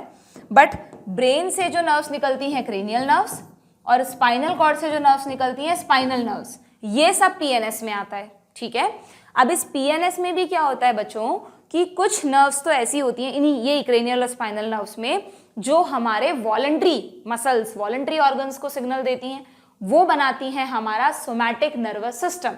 इसी पीएनएस में जो नर्व्स किसको सिग्नल देंगी, हमारे वॉलंटरी सिस्टम को सिग्नल देंगी, वो बनाएंगी सोमैटिक नर्वस सिस्टम। और इन्हीं नर्व्स की कुछ ब्रांचेस जो हमारे विसरल ऑर्गन्स को सिग्नल देंगी, सप्लाई करेंगी, वो कहलाएंगी ऑटोनॉमिक नर्वस सिस्टम। तो पीएनएस के ही दो पार्ट्स हैं ये, ऑटोनॉमिक क्योंकि वो ऑटोनॉमस यानी हमारे जो ऑटोनॉमस यानी जिसपे हमारी विल पावर का कंट्रोल नहीं है, जो सिर्फ ब्रेन के कंट्रोल में चलते हैं। ब्रेन पे तो सभी का कंट्रोल है। ठीक है, तो वो ऑटोनॉमिक नर्वस सिस्टम और ये somatic nervous system. Autonomic nervous system में भी जो भी किसी भी वॉलंटरी ऑर्गन को अगर ऑटोनॉमिक नर्वस सिस्टम इनर्वेट कर रहा है तो हमेशा दो ब्रांच देता है वो, एक सिंपैथेटिक नर्व होती है, दूसरी पैरासिम्पैथेटिक नर्व होती है। इसकी कोई डिटेल तुम्हारे इस चैप्टर में नहीं है एएनएस के बारे में, बट एक बेसिक नॉलेज एएनएस की तुम्हें होनी ही होनी चाहिए बच्चों, बहुत इंपॉर्टेंट है। ठीक है, इसीलिए देखो मैंने ये एक डायग्राम यहाँ पे लगाया, बाकी सब नहीं समझा रही हूँ मैं, बाकी सब तो एनसीईआरटी में है, ब्रेन, स्पाइनल कॉर्ड, पीएनएस वगैरह के बारे में। बट एएनएस की थोड़ी सी नॉलेज ले लो कि अगर ये जैसे आपको यहाँ पर एक तरफ सिंपैथेटिक दिखाया है, एक तरफ पैरासिम्पैथेटिक, बॉडी में तो एक ही है बट समझाने के लिए दो बार दिखाया है। ठीक है, ये हमारे कुछ विसरल ऑर्गन्स दिखा दिए। तो सिंपैथेटिक नर्वस सिस्टम कैसे बना कि हमारे ब्रेन और स्पाइनल कॉर्ड से कुछ नर्व्स निकल रही हैं। ठीक है, अब ये नर्व्स क्या करती हैं, ये नर्व्स हमारे विसरल ऑर्गन्स को सप्लाई कर रही हैं क्या? देखो जरा, सबकी कोई ना कोई ब्रांच जा रही है विसरल ऑर्गन में। तो ये तो हो गई जो ग्रीन कलर से दिखाई है सिंपैथेटिक। आप देखो यहाँ पे डायग्राम में सिंपैथेटिक को बोलते हैं थोरैकोलम्बर इन ओरिजिन। अब नहीं पूछेंगे तुमसे इतना डिटेल में, क्योंकि जितनी भी ब्रांच सिंपैथेटिक सिग्नल्स देती हैं वो या तो थोरैसिक नर्व से अराइज होती है या लंबर नर्व से अराइज होती है। ठीक है, और जो पैरासिम्पैथेटिक सिग्नल्स देंगी, ये सब ब्लू कलर से दिखाई हैं, वो पैरासिम्पैथेटिक हैं, वो अराइज होती हैं या तो क्रेनियल नर्व से या हमारी सैक्रल नर्व से। तो पैरासिम्पैथेटिक को बोलते हैं craniosacral in origin, craniosacral in origin. By chance तुम एएनएस पढ़ो, तुम्हें टिपिकल लगे इसलिए बता रही हूँ, थोड़ा सा, ज्यादा नहीं, ठीक है। एक पॉइंट तो ये याद रखना। दूसरा पॉइंट देखो, हार्ट को एक सिंपैथेटिक नर्व भी मिल रही है, पैरासिम्पैथेटिक भी मिल रही है, लिवर को सिंपैथेटिक भी है, पैरासिम्पैथेटिक भी। किसी भी ऑर्गन में देख लो, ऐसा कभी नहीं होगा कि ओनली सिंपैथेटिक से काम चल जाए, क्योंकि दोनों एक दूसरे के एंटागोनिस्टिक हैं। एक अगर स्टिमुलेट करता है तो दूसरा रिलैक्स करता है। और मैंने तुमको बताया था सिंपैथेटिक ज्यादातर जगह क्या करता है, स्टिमुलेट करता है, जबकि पैरासिम्पैथेटिक ज्यादातर जगह रिलैक्स करता है। सिर्फ एक एक एक्सेप्शन है दोनों का। सिंपैथेटिक जीआईटी में क्या करता है, जीआईटी पे नेगेटिव इफेक्ट डालता है, और ये जीआईटी में पॉजिटिव इफेक्ट डालता है। यानी अगर तुमसे कहे सलाइवेशन कौन बढ़ाएगा, पेरिस्टेल्सिस कौन बढ़ाएगा, जूसेस का सिक्रीशन कौन बढ़ाएगा, तो वो सब पैरासिम्पैथेटिक, और वापस कम कौन करेगा, सिंपैथेटिक। बट अगर तुमसे कोई कहे हार्ट रेट कौन बढ़ाएगा, पल्स रेट कौन बढ़ाएगा, या प्यूपिलरी डायलेशन कौन करेगा, हमारे रेस्पिरेटरी रेट पर कौन पॉजिटिव इफेक्ट डालेगा, तो वो सब सिंपैथेटिक, और पैरासिम्पैथेटिक उनको रिलैक्स करेगा। ठीक है, ये बात आपको ध्यान रखनी होगी। क्लियर है बच्चों? तो ठीक है, दूसरा पॉइंट ये समझ में आ गया। और एक थर्ड पॉइंट अगर याद रख सको तो, कोई ज़रूरी नहीं है, मैंने नहीं देखा लास्ट 5-6 ईयर्स में ये कोई क्वेश्चन पूछा गया हो, कि दोनों ही सिस्टम्स की एक खासियत है बच्चों कि दोनों सिस्टम, ये देखो, ये नर्व निकल रही है, ये नर्व सीधा ऑर्गन में नहीं गई, बीच में एक सिनेप्स बन रहा है। बीच में क्या हो रहा है, ये नर्व एंड हो रही है और फिर वहां से एक नई नर्व शुरू हो रही है। ये जो सिनेप्स जहां पर बन रहा है ना, वहां उसको गैंग्लियन कहते हैं। क्यों? क्योंकि यहाँ पे एक तरह से साइटॉन आ गए ना, यहाँ पे दूसरे नर्व के सेल बॉडीज होंगी कि नहीं होंगी, तो इसको गैंग्लियन कहते हैं। तो सिंपैथेटिक सिस्टम के जो गैंग्लियंस हैं वो स्पाइनल कॉर्ड के बहुत पास हैं। तो क्या होता है कि गैंग्लियन से पहले वाले प्री गैंग्लियोनिक फाइबर, गैंग्लियन के बाद वाले पोस्ट गैंग्लियोनिक फाइबर। तो अगर गैंग्लियन इसके पास है तो बट ऑब्वियस यहाँ पर जो प्री फाइबर्स हैं वो छोटे होंगे या नहीं, प्री फाइबर्स आर शॉर्ट, जबकि पोस्ट गैंग्लियोनिक फाइबर्स जो हैं वो इनके कंपैरिजन में लंबे होंगे। पोस्ट गैंग्लियोनिक फाइबर्स जो हैं वो कैसे होंगे, लॉन्ग होंगे। बिल्कुल ऑप्शनल है ये पॉइंट, प्लीज नहीं समझ में आ रहा तो जाने दो, जिनने पढ़ रखा है कंफ्यूजन होता है उनके लिए बता रही हूँ, ठीक है। जबकि पैरासिम्पैथेटिक में जस्ट उल्टा है। देखो गैंग्लियन कहाँ है, गैंग्लियन बिल्कुल ऑर्गन के पास है, सीएनएस के पास नहीं है। तो बट ऑब्वियस प्री फाइबर तो लंबा होगा और पोस्ट फाइबर छोटा सा होगा। तो पैरासिम्पैथेटिक में प्री गैंग्लियोनिक फाइबर्स कैसे होते हैं, लॉन्ग, जबकि पोस्ट गैंग्लियोनिक फाइबर्स कैसे होते हैं, शॉर्ट। कारण समझ गए ना तुम, ये वाला पॉइंट गैंग्लियंस की लोकेशन की वजह से है। अगर गैंग्लियन सीएनएस के पास है तो प्री फाइबर छोटे होंगे, अगर गैंग्लियन ऑर्गन के पास है तो पोस्ट फाइबर छोटे होंगे, सिंपल, ठीक है ना। तो ये कुछ डिफरेंसेस हैं जो तुम लोगों को ध्यान में रखने हैं। क्लियर? तो यहाँ पर आपसे क्या क्वेश्चन पूछा है कि विसरल ऑर्गन्स को इनमें से कौन कंट्रोल करता है, सिंपैथेटिक एंड सोमैटिक, सोमैटिक गलत है, सिंपैथेटिक एंड पैरासिम्पैथेटिक बिल्कुल ठीक, सेंट्रल एंड सोमैटिक नहीं, सेंट्रल पे तो सबका ही है बट सोमैटिक इन्वॉल्व नहीं है, नन ऑफ द अबव नहीं, ऑप्शन बी, ठीक है। समझ में आ गया अच्छी तरह से? तो एक तरह से कई बार बच्चे पूछते हैं मुझसे कि मैम ये जो सिंपैथेटिक और पैरासिम्पैथेटिक नर्व्स हैं जिनको हम विसरल नर्व्स भी कह सकते हैं क्योंकि ये विसरल ऑर्गन्स को सप्लाई कर रही हैं, ये कहाँ से आई हैं, ओरिजिनेट कहाँ से हुई हैं? तो ये simply cranial and spinal nerves की ही ब्रांचेज हैं बच्चों, उन्हीं से ही बनी है। ये कुछ क्रेनियल और स्पाइनल नर्व्स ने इन स्पेशल नर्व को बनाया है। सीधी सी कहानी है, अगर क्रेनियल नर्व वॉलेंट्री ऑर्गन को सप्लाई कर रही है तो सोमैटिक नर्वस सिस्टम का पार्ट है, अगर वो विसरल ऑर्गन को सप्लाई कर रही है तो एएनएस का पार्ट है। वही सेम स्पाइनल नर्व में लगा दो, ठीक है। क्लियर है क्या? कितनी स्पाइनल नर्व्स होती हैं हमारे में? 33 पेयर, ध्यान रख, 31 पेयर, ध्यान रखना। और कितनी क्रेनियल नर्व्स होती हैं? 12 पेयर। ये भी कभी कभार पूछ लेते हैं, ज्यादा नहीं पूछते, ठीक है। चलिए 31 pair spinal nerve, 12 pair cranial nerve. बढ़े आगे नेक्स्ट क्वेश्चन पे। देखो, which of the following is not involved in knee jerk reflex? Knee jerk reflex का डायग्राम देखा है तुम्हारी बुक में, दे रखा है ये रहा, ठीक है। जितने भी रिफ्लेक्स एक्शंस हैं उनमें आपको पता होगा ज्यादातर स्पाइनल कॉर्ड मीडिएट करता है, कुछ हैं एक आध रिफ्लेक्सेस हमारे जो ब्रेन भी कोऑर्डिनेट करता है, फेशियल फेस से रिलेटेड होते हैं कुछ, लेकिन बाकी के हमारे जो मेजर रिफ्लेक्सेस हैं लिम्स वगैरह के सारे, वो सब स्पाइनल कॉर्ड कंट्रोल करता है। तो इनमें से कौन सा कंपोनेंट नहीं आता? मसल स्पिंडल का मतलब रिसेप्टर है यहाँ पे। कहीं तुम सोचो क्या होता है ये मसल स्पिंडल, ये देखो तुम्हारे बुक में दे रखा है रिसेप्टर, जो मसल स्पिंडल, जो मसल में रिसेप्टर है उनको मसल स्पिंडल का है। ओके, मोटर न्यूरॉन तो बिल्कुल होगी ही होगी, ब्रेन यहाँ पर इन्वॉल्व नहीं है, ठीक है, इंटर न्यूरॉन भी होगा। ठीक, अच्छा, नी जर्क रिफ्लेक्स से रिलेटेड ना एक बात और बताती हूँ। मैंने एक PYQ देखा था, हालांकि रेयर है, एक ही बार पूछा गया ये क्वेश्चन। उसमें कुछ ऐसे ऑप्शंस थे, मोनोसिनेप्टिक रिफ्लेक्स, पॉलीसिनेप्टिक रिफ्लेक्स। अब ये क्या होता है भाई? एक्चुअली देखो, मैंने फिर NCERT को देखा ना, तो NCERT में कहीं लिखी नहीं है ये चीज, बट डायग्राम में छुपी हुई है। देखो, क्या तुमने ध्यान दिया है क्या कभी? ये एक रिसेप्टर है, इसने सिग्नल्स, कोई भी सिग्नल, ये जो स्टिमुलस मिला उसका सिग्नल रिसीव किया। अब यहाँ से सेंसरी न्यूरॉन जा रही है, ये बात तो सबको पता है ना। एफरेंट पाथवे का मतलब सेंसरी, यस और नो? ठीक है, इस सेंसरी न्यूरॉन मैसेज लेकर गई और आगे जाकर ये 2 ब्रांच में डिवाइड हो गई। 2 एक्सॉन टर्मिनल दिखाए हैं यहाँ पर, क्योंकि इसको 2 मसल्स को सिग्नल देना था। जो हम पैर में मूवमेंट करेंगे ना, रिस्पॉन्स होगा, आगे की तरफ पैर जाएगा, उसमें 2 मसल्स इन्वॉल्व हैं, तो दोनों मसल्स को सिग्नल देना है। तो हुआ क्या कि जो ये इस सेंसरी न्यूरॉन की जो पहली ब्रांच है, उसने तो सीधा मोटर न्यूरॉन को सिग्नल दे दिया और मोटर न्यूरॉन इसके पास ले आई सिग्नल, देखो। लेकिन जो पीछे वाली ब्रांच है उसने सीधा मोटर न्यूरॉन को सिग्नल नहीं दिया, बीच में एक इंटर न्यूरॉन भी इन्वॉल्व है। इस वाले पाथवे में नहीं था इंटर न्यूरॉन, इसमें है, यस और नो? फिर इंटर न्यूरॉन ने सिग्नल मोटर न्यूरॉन को दिया और उसने मसल को सिग्नल दिया, मोटर सिग्नल दिया। तो जिसे आपने कहा इफरेंट पाथवे, यानी इफरेंट पाथवे मतलब मोटर पाथवे। ओके, तो ये वाला जो पाथवे था, ऊपर वाली मसल को जो सिग्नल जा रहा था, यहाँ पे एक ही सिनेप्स बनाना, क्योंकि इंटर न्यूरॉन तो है नहीं, तो ऐसे सिनेप्स को या ऐसे रिफ्लेक्सेस को कहते हैं मोनोसिनेप्टिक रिफ्लेक्स। लेकिन अगर एक से ज्यादा सिनेप्स हैं, जैसे यहाँ पर देखो, एक सिनेप्स तो इन दोनों के बीच में बना, सेंसरी न्यूरॉन और इंटर न्यूरॉन के बीच में, और दूसरा बना इंटर न्यूरॉन और मोटर न्यूरॉन के बीच में, तो ऐसे सिनेप्सिस को पॉलीसिनेप्टिक रिफ्लेक्सेस भी कहते हैं। ठीक है, क्योंकि एक से ज्यादा सिनेप्स यहाँ बन रहे हैं। तो कहीं नहीं है, NCERT में बहुत कम चांस हैं पूछे जाने के, बट लास्ट 10 ईयर्स के PYQ में तुम्हें एक ऐसा क्वेश्चन मिल जाएगा, इसलिए मैंने तुम्हें ये चीज बताई है। ठीक है, मोनोसिनेप्टिक का मतलब जहां पर एक ही सिनेप्स इन्वॉल्व है, पॉलीसिनेप्टिक का मतलब जहां पे मोर देन 1 सिनेप्स इन्वॉल्व है। तो एक तरह से नी जर्क रिफ्लेक्स दोनों का एग्जाम्पल है, इसमें मोनोसिनेप्टिक रिफ्लेक्स भी है और पॉलीसिनेप्टिक रिफ्लेक्स भी इन्वॉल्व है।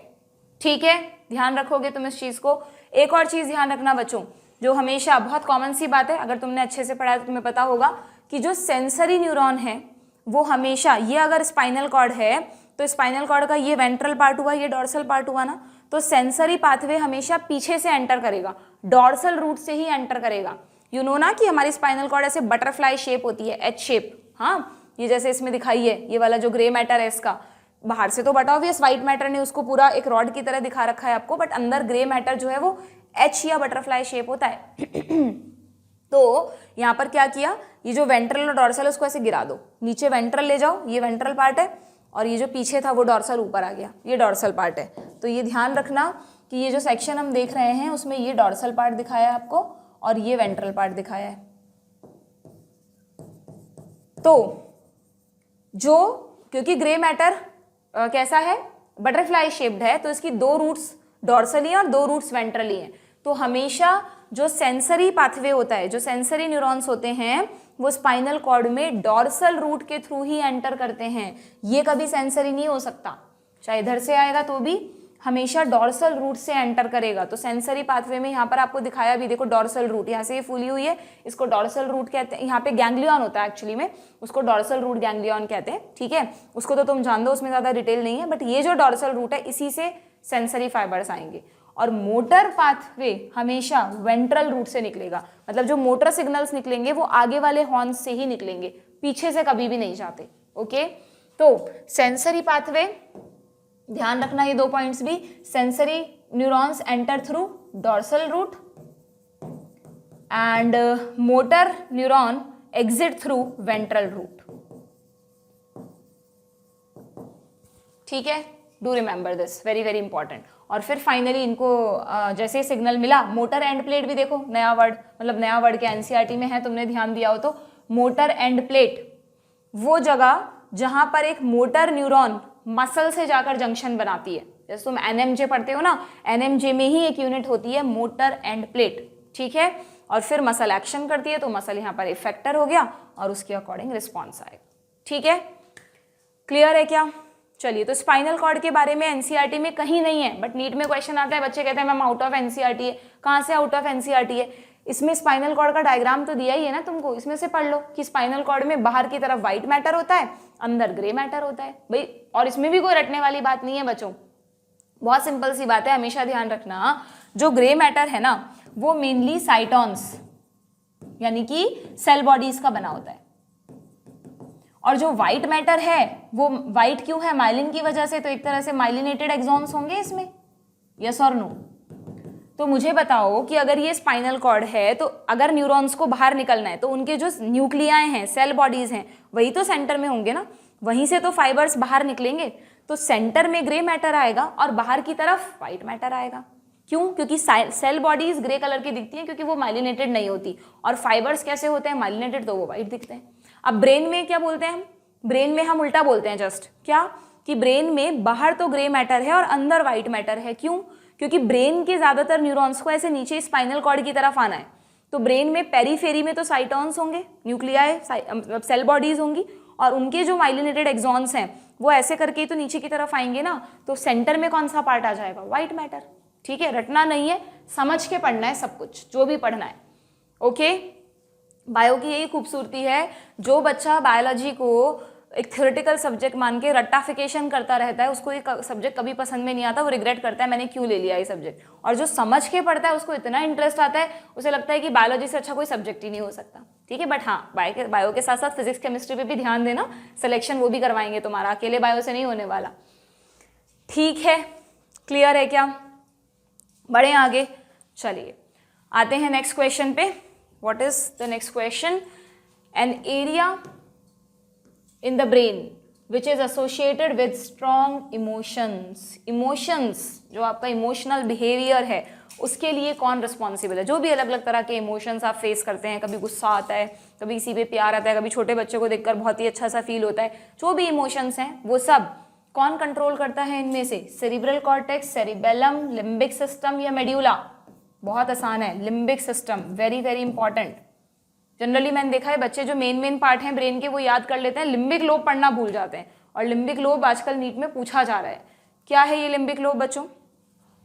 जब आप ब्रेन का डायग्राम पढ़ते हो उसमें कहीं नहीं दिखता आपको ये लिम्बिक लोब लेबल करा हुआ, लेकिन इसीलिए मैंने यहाँ पर एक डायग्राम लिया आपको समझाने के लिए।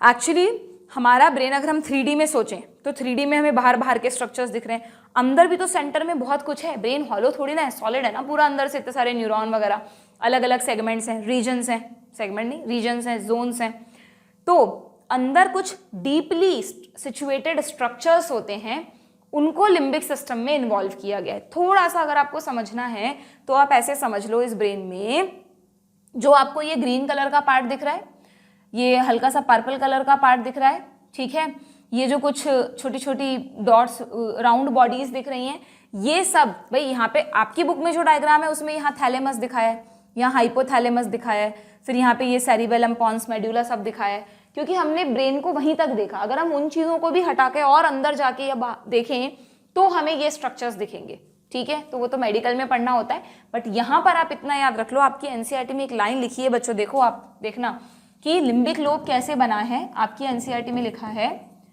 Limbic lobe is equal to inner part of cerebrum. इसमें सेरिब्रम का, सेरिब्रल हेमिस्फेयर्स का कुछ इनर पार्ट आता है, देखो ये लिख रखा है इन्होंने, लिम्बिक सिस्टम में कंपोनेंट्स इन द सेरिब्रम, ये सब नहीं पढ़े आपने, cingulate gyrus, para hippocampus gyrus, कुछ होते हैं, आपको नाम भी याद नहीं करने, बट ये जरूर याद रखना है कि लिम्बिक सिस्टम में सेरिब्रल हेमिस्फेयर का कुछ इनर पार्ट आता है, ओके, प्लस कुछ डीप स्ट्रक्चर्स आते हैं, जैसे कि ये देखो अमाइगडेला, यहाँ पे दिख रहा है आपको, अमाइगडेलॉइड बॉडी ये दिखाई है आपको, हिप्पोकैम्पस ये दिखाया है आपको, ठीक है, तो डीप स्ट्रक्चर लाइक अमाइगडेला है, ये नाम एनसीईआरटी में आपने पढ़ा है या नहीं मुझे नहीं पता, देख लेना, एंड हिप्पोकैम्पस एक्सेट्रा भी लिखा है, यानी और भी कई रीजन्स हैं बट उनके नाम नहीं पढ़ोगे तो चलेगा। इसको मिला के लिम्बिक सिस्टम कहते हैं। इवन इस डायग्राम के अकॉर्डिंग तो इसमें लिखा है कि हाइपोथैलेमस भी लिम्बिक सिस्टम का ही एक पार्ट है, ठीक है। तो लिम्बिक सिस्टम जो भी काम करेगा वो हाइपोथैलेमस के साथ करेगा। तो आपकी बुक में ऐसा भी लिखा है कि hypothalamus plus limbic lobe, limbic system मिलकर क्या करते हैं, 4 फंक्शंस ध्यान रखना बच्चों, वेरी वेरी इंपॉर्टेंट। हाँ, मैं तो एनसीईआरटी की लैंग्वेज के अकॉर्डिंग ही लिख रही हूँ। तो हाइपोथैलेमस प्लस लिम्बिक लोब, इनके 4 फंक्शंस ध्यान रखना। पहला लिबिडो, सेक्सुअल बिहेवियर को कंट्रोल करते हैं। दूसरा इमोशंस, जो भी आप में इमोशंस, बार बार इमोशनल चेंजेस होते हैं वो भी इसी की बदौलत होते हैं। थर्ड, जो आप हमेशा ढूंढते रहते हैं, मोटिवेशन, वो भी आपके ब्रेन में ही छुपा है। उसका सेंटर आपका लिम्बिक लोब और हाइपोथैलेमस ही मोटिवेशन के लिए रिस्पॉन्सिबल है। जब भी आप कोई अच्छी चीज़ देखते हैं या कुछ अच्छा कुछ अच्छा करते हैं, या जब भी आपको मोटिवेशनल फील होता है ना, तो वो लिम्बिक लोब स्टिमुलेट हुए होते हैं, आपके हाइपोथैलेमस और लिम्बिक लोब, ठीक है। एंड एक आपकी बुक में नहीं है बट लिख लेना, आपकी जो भी शॉर्ट टर्म मेमोरी है ना, उसको लॉन्ग टर्म मेमोरी में बदलने का काम भी यही करते हैं। शॉर्ट टर्म मेमोरी को लॉन्ग टर्म मेमोरी, क्यों हम टीचर्स बार बार आपको कहते रहते हैं रिवाइज कर लो, पढ़ लो, दोबारा पढ़ लो, क्योंकि जब तक आप अपनी शॉर्ट टर्म मेमोरी को लॉन्ग टर्म मेमोरी में नहीं बदलोगे तब तक कैसे नीट क्रैक करोगे। वहाँ तो आपको भाई जो 2 साल में पढ़ा सीखा वो सब वहाँ एक ही दिन में लिख कर आना है ना, तो एक बार पढ़ने से काम नहीं चलता। आपके लिम्बिक लोब और हाइपोथैलेमस में वो चीज़ें तब मेमोराइज होंगी जब आप उनको बार बार रिवाइज करेंगे, तब वो सिनैप्स स्ट्रांग बनते जाएंगे, ठीक है। तो इसलिए मेमोरी, लॉन्ग टर्म मेमोरी जो हमारी होती है वो भी इन्हीं की बदौलत है। ये 4 फंक्शंस प्लीज याद रखिएगा, 3 तो एनसीईआरटी में दिए हैं, चौथा ऐड कर लेना, ठीक है, क्लियर। और अकेले हाइपोथैलेमस के फंक्शंस अलग हैं बच्चों। हाइपोथैलेमस के कुछ अकेले फंक्शंस भी हैं जिसमें लिम्बिक लोब का रोल नहीं है। जैसे एक तो आपको पता है ये हार्मोन्स बनाता है, दूसरा आपको पता है ये हंगर एंड थर्स्ट को कंट्रोल करता है, तीसरा आपको पता है ये थर्मो रेगुलेशन करता है, बॉडी टेम्परेचर को कंट्रोल करता है, ठीक है। ये इसके कुछ इंडिविजुअल फंक्शंस भी हैं, ओके। एक और था, कुछ मुझे ध्यान नहीं आ रहा, हार्मोन्स था, hunger and thirst, thermoregulation, ठीक है। ये इंपॉर्टेंट फंक्शंस तो हो ही गए इसके, okay, this you have to remember, ठीक है। क्या बढ़े आगे, चलो भाई पढ़ते हैं। और बाकी इसमें ये जो बाकी के हैं इन सब के फंक्शंस पढ़ लेना अपने आप। सेरिब्रम के तो बहुत सारे हैं, उसमें फ्रंटल लोब, कौन, इंटेलेक्चुअल, भाई मेनली देखो, अगर तुम मेन याद करना चाहते हो ना कि हमारा जो ब्रेन है, एक सेकेंड, चलो ये लिख देते हैं। हमारा जो ब्रेन है उसमें मेन पार्ट्स आपको पता है, एक तो फोर ब्रेन है, एक मिड ब्रेन है और हाइंड ब्रेन, ठीक है। इसमें मैं वैसे तो सबके बहुत डिटेल में फंक्शन है बट सिर्फ वो बता रही हूँ जो पूछे जाते हैं, ठीक है। फोर ब्रेन में ये भी पता होगा तुम्हें, एक तो सेरिब्रम है, यस और नो। सेरिब्रम के अलावा एक है थैलेमस और एक है हाइपोथैलेमस, और इन दोनों को मिलाकर, क्योंकि 2 हैं इसलिए इन दोनों को मिलाकर बोलते हैं डाई एनसेफेलॉन, ब्रेन के लिए आता ही है, तो इन दोनों को मिलाकर डायएनसेफेलॉन भी बोलते हैं, ठीक। सेरिब्रम में मेनली जो सेरिब्रम है ना हमारा, वो वॉलंटरी एक्टिविटीज को कंट्रोल करता है, प्लस हमारी जो भी आईक्यू से रिलेटेड एक्टिविटीज हैं, हमारा हियरिंग, विजन, देखना सुनना, जो भी है, मतलब ये वाले हियरिंग, विजन, स्मेल, ठीक है, टच, टेस्ट, जो भी मतलब सिग्नल्स, जो भी सेंस, इन्वायरमेंटल चेंजेस है ना, उनको रिसीव करके जो सिग्नल्स जा रहे हैं वो सब सेरिब्रम में जा रहे हैं। इसमें भी फिर क्लासिफिकेशन होता है कि कौन सा जोन किसके लिए है, बट वो नहीं है एनसीईआरटी में, तो कम पूछते हैं। तुमने पढ़ लिया है, पढ़ रखा है तो बहुत अच्छी बात है, वरना रहने दो, ठीक है। अब इस पर आ जाओ, जो थैलेमस और हाइपोथैलेमस है उसमें मेनली थैलेमस तो एक रिले सेंटर का काम करता है, मतलब सिग्नल्स वहां से सेरिब्रम की तरफ जाते हैं और सेरिब्रम से दूसरे जोन्स की तरफ आते हैं, और हाइपोथैलेमस के फंक्शंस मैंने तुम्हें बता ही दिए, ठीक है। मिड ब्रेन में भी ज्यादा कुछ नहीं दे रखा तुम्हारी बुक में, सिर्फ आपको इतना सा ध्यान रखना है बच्चों, मिड ब्रेन को अगर मैं ऐसे लैटरली देखूँ ना तो उसमें ऐसे एक ऐसे डक्ट टाइप होती है और यहाँ पर कुछ ऐसे ना लोब्स होते हैं, 2 superior lobe, 2 inferior lobe, okay, detail में नहीं जाना। और वो जो लोब्स हैं वो मेनली एक तो विजन से रिलेटेड और एक हियरिंग रिफ्लेक्सेस से रिलेटेड होते हैं। रिफ्लेक्सेस मतलब विजन और हियरिंग रिफ्लेक्स मतलब जैसे जैसे आईज से एकदम से हमें कोई चीज़ दिखती है तो उसके अकॉर्डिंग हम रिफ्लेक्स करते हैं, ये एकदम से कहीं से आवाज़ सुनाई देती है तो उस जिस तरफ से आवाज़ आ रही है उस तरफ हमारा मुंह चला जाता है। तो ये जो हमारे विजन एंड क्या हियरिंग से रिलेटेड रिफ्लेक्सेस हैं वो कहाँ कंट्रोल हो रहे हैं, वो मिड ब्रेन में कंट्रोल हो रहे हैं। ठीक है, तो मिड ब्रेन में आपको मेनली क्या ध्यान रखना है कि मिड ब्रेन में जो लोब्स हैं जिसको बोलते हैं 4 लोब्स हैं ना, तो उनको बोलते हैं corpora, quadrigemina. Quadri means 4। ये मेनली किससे रिलेटेड है, vision reflexes and auditory reflexes. बाकी इन दोनों के सेंटर यहाँ भी हैं बट इनके जो रिफ्लेक्सेस हैं वो यहाँ से कंट्रोल होते हैं। ठीक है, और एक इस मिड ब्रेन में एक एक्वीडक्ट होती है, इस पे बहुत क्वेश्चन आता है, तुम देखना एनसीईआरटी में जो ब्रेन का डायग्राम है ना उसमें लेबल भी कर रखा है सेरिब्रल एक्वीडक्ट।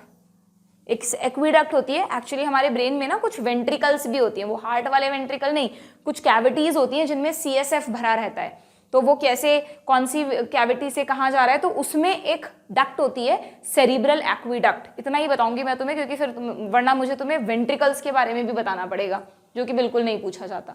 ठीक है, बट ये ध्यान रखना ये मिड ब्रेन का पार्ट है। ओके, एंड हाइंड ब्रेन में अगर हम बात करें तो हाइंड ब्रेन में 3 पार्ट्स हैं बच्चों, बताया आप लोगों को, सेरिबेलम, पॉन्स एंड मेड्यूला। इनके फंक्शंस प्रिसाइजली याद कर लेना। पॉन्स तो बिल्कुल थैलेमस की तरह ही रिले सेंटर का काम करता है, अगेन मतलब ब्रेन और स्पाइनल कॉर्ड के बीच में। स्पाइनल कॉर्ड से जो भी सिग्नल ब्रेन में जाने या ब्रेन से स्पाइनल कॉर्ड में जाने पॉन्स के थ्रू होते हुए जाएंगे, तो पॉन्स तो रिले सेंटर हो गया। मेड्यूला आपके सारे इनवॉलेंट्री एक्शंस को कंट्रोल करता है। आप याद करो, आपने ह्यूमन फिजियो में वॉमिटिंग सेंटर कहाँ पढ़ा था, मेड्यूला में। रेस्पिरेटरी सिस्टम में रेस्पिरेशन का सेंटर कहाँ था, एक पॉन्स में था, एक मेड्यूला में। मेड्यूला में भी था ना, तो रेस्पिरेशन इनवॉलंटरी एक्टिविटी है, उसको कंट्रोल कर रहा है। प्लस सर्कुलेटरी सिस्टम में जो हमारा हार्ट है, वैसे तो हार्ट पर जो कंट्रोल मैंने आपको बताया था अलग अलग तरीके का कंट्रोल होता है, तो हार्ट में जो सिंपैथेटिक और पैरासिम्पैथेटिक सिग्नल्स जाते हैं ना, वो मेड्यूला से ही ओरिजिनेट होती हैं वो नर्व्स, मतलब मेड्यूला वाले पार्ट से उसका कोई डायरेक्ट रिलेशन होता है। तो हार्ट के लिए जो सेंटर है वो भी मेड्यूला में। तो हम बोलते हैं कि blood pressure and heart rate को ब्रेन का कौन सा पार्ट कंट्रोल करता है, मेड्यूला। ठीक है, इवन आपके जो भी रिफ्लेक्सेस हैं, वॉमिटिंग तो बता दिया मैंने, कफिंग, स्नीजिंग, सब मेड्यूला ही कंट्रोल कर रहा है। तो मेड्यूला इनवॉलंटरी एक्शन का कोई भी ऑप्शन आए ना एग्जाम में, जो मैंने अभी नाम बोले लिख लेना, BP, heart rate, respiratory rate, vomiting, coughing, sneezing, वो सब इनवॉलंटरी एक्शंस मेड्यूला से कंट्रोल हो रहे हैं। ठीक है, और रही बात सेरिबेलम की, तो सेरिबेलम जो है अपना वो क्या करता है पता है, सेरिबेलम एक तरह से तुम ऐसे याद रखो कि जो हमारी ये कहीं ना कहीं ये भी वॉलंटरी एक्टिविटी से रिलेटेड है, लेकिन जो हमारी प्रिसाइज वॉलंटरी एक्टिविटी होती है, जैसे हम चल रहे हैं तो हम सीधा सीधा चले, ऐसे नहीं लहराते हुए कभी इधर मुड़ गए कभी इधर मुड़ गए, या हमें मान लो कोई कह दे कि एक पतला सा ट्रैक है उस पर साइकिलिंग करो, या निडल में वो छेद होता है उसमें धागा डालो। तो जो भी हमारी प्रिसाइज वॉलंटरी एक्टिविटीज होती हैं जिनमें हमें थोड़ा मोटर कंट्रोल चाहिए होता है, मोटर स्किल्स चाहिए होते हैं, उसके लिए सेरिबेलम रिस्पॉन्सिबल है। ठीक है, प्रिसाइज मोटर एक्टिविटीज।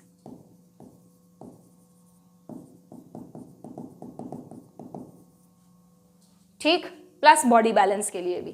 तो ये वैसे मेनली बॉडी बैलेंस के लिए ईयर्स हैं, बट कहीं ना कहीं इसका भी रोल है सेरिबेलम का। भाई ईयर्स भी तो कहीं ना कहीं ब्रेन से कनेक्टेड है ना, ब्रेन ही तो उसको कंट्रोल कर रहा है। तो ये बिल्कुल शॉर्ट में मैंने आपको फंक्शंस बताए हैं, अगर आप इतना भी याद रख लोगे तो इनफ है। ठीक है, बढ़े आगे, चलो। Mark the vitamin present in rhodopsin. Rhodopsin eye में प्रेजेंट पिगमेंट होता है, और आपको पता है बोलते हैं हम आंखों के लिए कैरेट बहुत अच्छी है, कैरेट में विटामिन ए होता है। तो विटामिन ए इसीलिए जरूरी है हमारे लिए क्योंकि विटामिन ए से ही रोडोप्सिन बनता है। रोडोप्सिन में रेटाइनल नाम का एक पिगमेंट होता है और वो रेटाइनल विटामिन ए का डेरिवेटिव है। ठीक है, remember this. Human eye ball consist of 3 layers. इस चैप्टर के एंड में सेंसरी ऑर्गन्स के बारे में दे रखा है।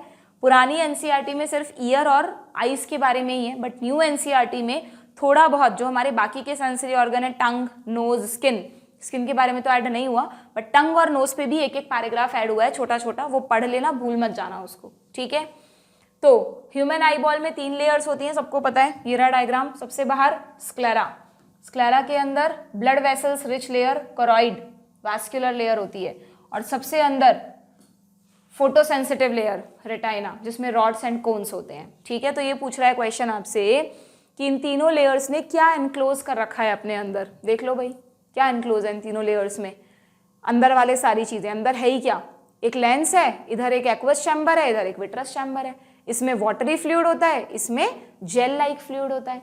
ठीक है, तो देखें क्या ऑप्शंस। फर्स्ट ऑप्शन में, अच्छा इसमें आईज में हमारी ऑप्टिक नर्व कहाँ होती है, ऑप्टिक नर्व यहाँ पे रेटाइना में कुछ जो लेयर्स होती हैं उनमें से न्यूरॉन्स निकलते हैं और वो ऑप्टिक नर्व बनाती है, तो ऑप्टिक नर्व आई बॉल से बाहर की तरफ जा रही है। तो यहाँ पर आपसे पूछा है कि ये तीन लेयर्स क्या एनक्लोज करती हैं, लेंस बिल्कुल ठीक है। आइरिस कहाँ है पता है, देख लिया, ये रहा, दिस वन इज आइरिस। ये जो आपको आगे भाई एक्चुअली क्या होता है, जो हमारी कोरॉइड लेयर होती है ना बच्चों, मैं तो उसको रेड कलर से बनाती हूँ, यहाँ अलग है, यहाँ पर रेटाइना को रेड से बनाए क्योंकि कोरॉइड वेस्क्यूलर है, याद रखने का तरीका।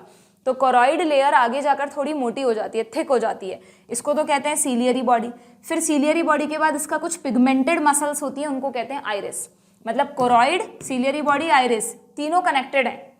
कोरॉइड का ही थिकनिंग होगी सीलियरी बॉडी की फॉर्म में, और सीलियरी बॉडी से ही कुछ पिगमेंटेड मसल्स निकलेंगी जो प्यूपिल को घेरे रहती हैं, वो है आइरिस। ठीक, तो आइरिस भी ठीक है यहाँ पर, लेकिन थर्ड ऑप्शन उन्होंने ऑप्टिक नर्व दे दिया, गड़बड़ हो गया ना। ऑप्टिक नर्व थोड़ी ना अंदर है आई के, तो बाहर जा रही है आई से। लेंस ठीक है, एक्वस ह्यूमर ठीक है, विट्रस ह्यूमर पूरा ठीक है ये। ओके, कॉर्निया, कॉर्निया तो भाई सबसे बाहर होता है बच्चों आई में, जो मतलब जो हमारी बाहर वाली लेयर है ना स्क्लेरा, तो बिल्कुल आई के मतलब ये वाला जो फ्रंट पार्ट होता है आई के, इस पार्ट पे एक ट्रांसपेरेंट लेयर होती है, उसको आप कहते हैं कॉर्निया। वेरी वेरी इंपॉर्टेंट, अगर कॉर्निया में डैमेज हो जाए तो पर्सन ब्लाइंड हो सकता है, ध्यान रखना। ठीक है, but yes cornea is a thin transparent layer. Sclera का ही पार्ट है ये। ओके, बट थिक नहीं है, थिन है। ओके, यहीं पर जब लाइट रेज आती है ना, तो कॉर्निया फर्स्ट रिफ्रैक्टरी सरफेस होती है, लाइट रे कॉर्निया से टकराकर रिफ्रैक्ट करती है, और सेकंड रिफ्रैक्शन करता है लेंस। तो कॉर्निया फर्स्ट रिफ्रैक्टरी सरफेस है हमारे आई का, इसलिए देखने के लिए बहुत जरूरी है। आपने अगर सुन रखा हो तो कई लोग आई डोनेशन करते हैं, है ना, उनकी डेथ के बाद उनकी आई निकाल कर ले जाते हैं। तो उसका मतलब क्या होता है, आई निकाल के ले जाने का मतलब ये नहीं कि पूरी आई बॉल निकाल के ले गए, वो सिर्फ कॉर्निया की लेयर निकाल के लेके जाती है जो टीम आती है, क्योंकि मैक्सिमम जो ब्लाइंडनेस है हमारे वर्ल्ड में वो कॉर्नियल ब्लाइंडनेस है। बहुत कॉज होते हैं ब्लाइंडनेस के, corneal blindness is the most common. और कॉर्निया की सबसे अच्छी बात ये है, कॉर्निया है ना एवैस्कुलर होता है, हमेशा ध्यान रखना, एवैस्कुलर, इसमें ब्लड वेसल्स की सप्लाई नहीं है, तो किसी का भी कॉर्निया किसी को भी लगाया जा सकता है, उसमें कोई टिश्यू मैचिंग या ब्लड मैचिंग की जरूरत नहीं पड़ती। तो इसीलिए अगर हर पर्सन ये डिसाइड कर ले, अपनी फैमिली में बोल के रखे कि मेरे जाने के बाद मेरा आई डोनेशन कर देना, तो जस्ट फोन लगाना होगा, टीम आएगी, गूगल से नंबर लिया, टीम आएगी, कॉर्निया की लेयर निकाल के ले जाएगी, और कोई ब्लाइंड पर्सन देख सकता है। और एक पर्सन के 2 कॉर्निया मिलेंगे हमें, तो वो 2 अलग अलग लोगों को लगाए जाते हैं, तो एक नहीं बल्कि एक पर्सन से 2 पर्सन देख सकते हैं। ये कॉर्निया की सबसे अच्छी बात है, इसको कहते हैं कॉर्नियल ट्रांसप्लांट या आई डोनेशन। ठीक है, ओके, पढ़ने के साथ साथ कुछ अच्छी बातें भी सीखते रहें तो सही रहता है ना। चलिए भाई, देन और यहाँ पर तो कॉर्निया, लेंस, तो ये तो गलत कर दें हम, दोनों ही ऑप्शंस को एक्सक्लूड कर दें, तो ऑप्शन बी। ठीक है, समझ में आ गया क्या? अब अच्छा, इसमें एक चीज़ और ध्यान रखना बच्चों, इससे रिलेटेड कोई क्वेश्चन मुझे नहीं मिला, बट ये कॉन्सेप्ट आपको पता होना चाहिए कि हमारी जो रेटाइना लेयर है सबसे अंदर वाली, उस लेयर में भी 3 लेयर्स होती हैं further. Retina is again divided into 3 सब लेयर्स, और वो जो 3 लेयर्स होती हैं उनका अरेंजमेंट कैसे होता है, जैसे यहाँ पर आपको सेक्शन दिखाया है, मतलब बाहर से अंदर की तरफ अगर हम आए, ये बाहर से अंदर की तरफ अगर हम जाएं, तो सबसे बाहर होगी रॉड एंड कोन्स की लेयर। सोचो भाई, लाइट यहाँ से जा रही है, ठीक है, तो लाइट सबसे पहले रॉड, यहाँ से आ रही है ना लाइट, तो लाइट सबसे पहले रॉड एंड कोन्स पे नहीं टकराती, बल्कि लाइट इन सारी लेयर्स को क्रॉस करके सबसे पीछे वाली लेयर पर जाना है लाइट को। सोचो, लाइट जो है वो इन सबसे गुजर गई, बट इन सबको पता ही नहीं चला, क्योंकि यही तो हमारी बॉडी की खासियत है कि सेंसरी रिसेप्टर्स, यानी जो रिसेप्टर जिसके लिए सेंसरी है, मतलब जिसके लिए सेंसिटिव है, वो ही उसकी इंफॉर्मेशन रिसीव कर सकता है। साउंड वेव्स हमारे ईयर के रिसेप्टर से रिसीव कर सकते हैं ना, तो लाइट को रिसीव करने के लिए नेचर ने किसको फोटो सेंसिटिव बनाया है, रेटिना के रॉड्स एंड कोन्स को। तो जब तक लाइट रॉड एंड कोन्स तक नहीं पहुंच जाती तब तक हमें पता ही नहीं चलेगा। ओके, तो सबसे बाहर है, मतलब सबसे बाहर मतलब रेटिना में, बट ऑब्वियस स्क्लेरा और कोरॉइड के बाद की बात कर रही हूं मैं। तो स्क्लेरा और कोरॉइड के बाद अगर हम रेटिना को देखें तो रेटिना में सबसे बाहर है रॉड एंड कोन्स की लेयर, फिर मिडिल लेयर किसकी बनी हुई है, बाइपोलर न्यूरॉन्स की, बाइपोलर मतलब वही दो, एक डेंड्राइट एक एक्सॉन, और फिर सबसे इनरमोस्ट लेयर जो है वो बनी है गैंग्लियोनिक सेल्स की, और यही गैंग्लियोनिक सेल्स के एक्सॉन मिलकर बनाते हैं ऑप्टिक नर्व को, जो मतलब अगर यहाँ पे आप देखें तो ऑप्टिक नर्व फिर यहाँ से इधर निकल जाती है, ठीक है। तो यानी ऑप्टिक नर्व का ओरिजिन सबसे अंदर हुआ और फिर वो बाहर की तरफ जाएगी, ठीक, ये बात समझ में आई क्या। तो अगर आपसे पूछें कि इनके डायरेक्शन पे क्वेश्चन आता है तो बहुत बार बच्चे उल्टा कर देते हैं, रॉड एंड कोन को लाइट के सबसे पहले कांटेक्ट में बता देते हैं, नहीं, रॉड एंड कोन आउटर है, मिडिल में है बाइपोलर और इनर मोस्ट है गैंग्लियोनिक सेल्स। तो लाइट जो है वो इन सबको क्रॉस करते हुए इससे टकराएगी, फिर बाकी चीजें स्टिमुलेट होंगी, ठीक है। ओके, नाउ इसमें ये तीनों लेयर्स आपको समझ में आ गई, ठीक है। बाकी इसका जो मैकेनिज्म है विजन का वो आप एक बार पढ़ लेना। हाँ, उसमें भी मुझे एक चीज ध्यान आई कि मैंने एक PYQ देखा था बच्चों, कहीं भी NCERT में ये बात नहीं लिखी हुई है, बहुत परेशान किया था उस क्वेश्चन ने बच्चों को, बट एक से ज़्यादा बार नहीं पूछा गया, बट यू मस्ट नो, आप ऐड कर लेना अपनी बुक में कि नॉर्मली अभी मैंने तुमको नर्व्स का मैकेनिज्म समझाया, जब किसी भी नर्व में सिग्नल आते हैं तब हम बोलते हैं कि वो नर्व डीपोलराइज हो गई, और जब वो वापस रीपोलराइज हो रही होती है तब हाइपर पोलराइजेशन से गुजरती है, ऐसा है। लेकिन हमारे जितने भी सेंसरी सेल्स हैं, सेंसरी रिसेप्टर्स हैं, सब में यही मैकेनिज्म होता है, बट हमारे आई के रिसेप्टर्स की कहानी बिल्कुल अलग है। आई में ये जो रेटिना में रॉड्स एंड कोन्स हैं, फोटो रिसेप्टर्स हैं, इनके लिए क्या टर्म यूज होती है बच्चों, कि जब लाइट इन पे फॉल करती है, जब लाइट इनसे टकराती है, तो जो इनमें एक्शन पोटेंशियल जनरेट होता है ना, उस स्टेट को इनमें हाइपर पोलराइज्ड बोलते हैं, ऐसा ही है। उस स्टेट मतलब आप बोलते हैं लाइट फॉल कर गई, ये एक्शन में आ गए, मतलब ये हाइपर पोलराइज्ड हो गए। और जब लाइट इन पर नहीं गिर रही है, जब ये कुछ काम नहीं कर रहे हैं, वो इनकी डीपोलराइज स्टेट कहलाती है। बहुत ही उल्टा है कि इसके पीछे क्या कारण है क्या नहीं, उन सब की डिटेल में नहीं जाना, सिर्फ इतना सा ध्यान रखना, एक नोट डाल के लिख लेना कि unlike other sensory receptors, unlike बाकी से अलग, ठीक है, आई रिसेप्टर्स या फोटो रिसेप्टर्स यानी कि रॉड्स एंड कोन्स, यानी कि रॉड्स एंड कोन्स में क्या होता है, जब इन पर लाइट फॉल करती है तब आप कहते हैं ये हाइपर पोलराइज्ड हो गए हैं, हाइपर पोलराइज्ड। और जब इन पर लाइट नहीं गिर रही होती है, नो लाइट, जो इनकी नॉर्मल स्टेट है, तो इनको डीपोलराइज्ड कहते हैं। सोचो कितना परेशान होंगे ना बच्चे इस क्वेश्चन को देखकर, बस एक ऑप्शन में ऐसा लिखा था और वही सही ऑप्शन था, ठीक है। कभी कभार, बट ऐसी चीजें देखकर ऐसे मत घबराना यार, हम तो आउट ऑफ NCERT पढ़ते नहीं है, 90 में से 2 या 3 क्वेश्चन ऐसे होते हैं हर साल। तो अब तुम 10 साल के 10 क्वेश्चन देखोगे, तुम उनके लिए तैयारी करने लग गए तो फिर क्या मतलब है।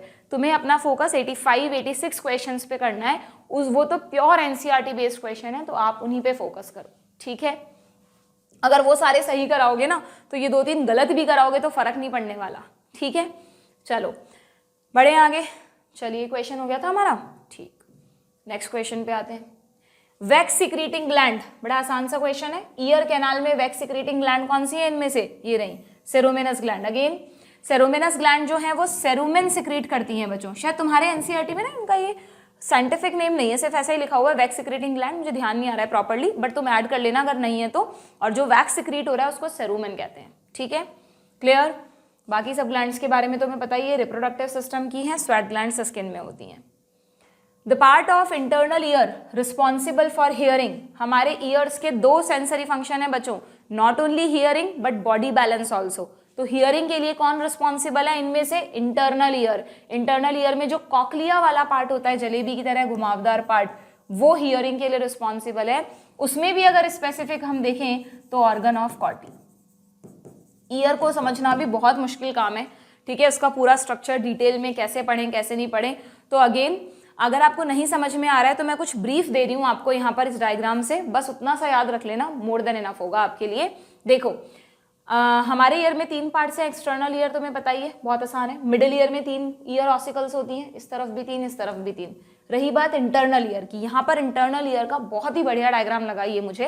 इस डायग्राम में तुम्हें दिखाया है, पहली बात तो इंटरनल ईयर को लेबिरिंथ क्यों कहते हैं? लेबिरिंथ का मतलब होता है भूल भुलैया, क्योंकि इंटरनल ईयर में ऊपर देखो नीचे देखो हर जगह ऐसे घुमावदार रास्ते बने हुए हैं, तो इंटरनल ईयर को नाम दे दिया लेबिरिंथ। ठीक है, उसमें भी क्या होता है, चारों तरफ इस लेबिरिंथ को कवर करते हुए बोनी पार्ट होता है। तो जो आपको ये पर्पल कलर से दिखाया है ना, वो बोनी लेबिरिंथ है, और जो ब्लू कलर से दिखाया है अंदर, वो उस बोन के अंदर कुछ मेम्ब्रेन्स हैं, उनको मेम्ब्रेनस लेबिरिंथ कहते हैं। ठीक है, अब इसमें यानी मैं तुम्हें सिर्फ इनर ईयर की अगर बात करूं तो इनर ईयर में जो बोनी पार्ट है वो तो अलग कर ही दो तुम, बोनी लेबिरिंथ, इनर ईयर को लेबिरिंथ कहते हैं, और जो उसके अंदर मेम्ब्रेनस पार्ट है, पूरी बोन्स के अंदर मेम्ब्रेन्स हैं, उसको कह दो मेम्ब्रेनस लेबिरिंथ। ठीक है, अब इस मेम्ब्रेनस लेबिरिंथ में भी दो पार्ट्स हैं, देखो, एक ये ऊपर वाला कॉम्प्लेक्स पार्ट और एक ये नीचे जलेबी जैसा घुमावदार पार्ट, इनको बांट दो दो में तुम, यानी जो मेम्ब्रेनस लेबिरिंथ है उसको दो में डिवाइड कर लो। जो ऊपर वाला पार्ट था पूरा उसको कहते हैं वेस्टिबुलर एपरेटस, और जो नीचे जलेबी जैसा घुमावदार पार्ट था वो है कॉक्लिया। ठीक है, कॉक्लिया में बहुत सिंपल सी कहानी है कॉक्लिया की। कॉक्लिया का अगर हम सेक्शन लेंगे तो सेक्शन भी ऐसे घूमा हुआ ही है, उसी वे में लेंगे तो इस तरह का कुछ दिखता है, तो कोरिलेट ही नहीं कर पाते हम, यार डक्ट के अंदर ये सब कहाँ से आ गया।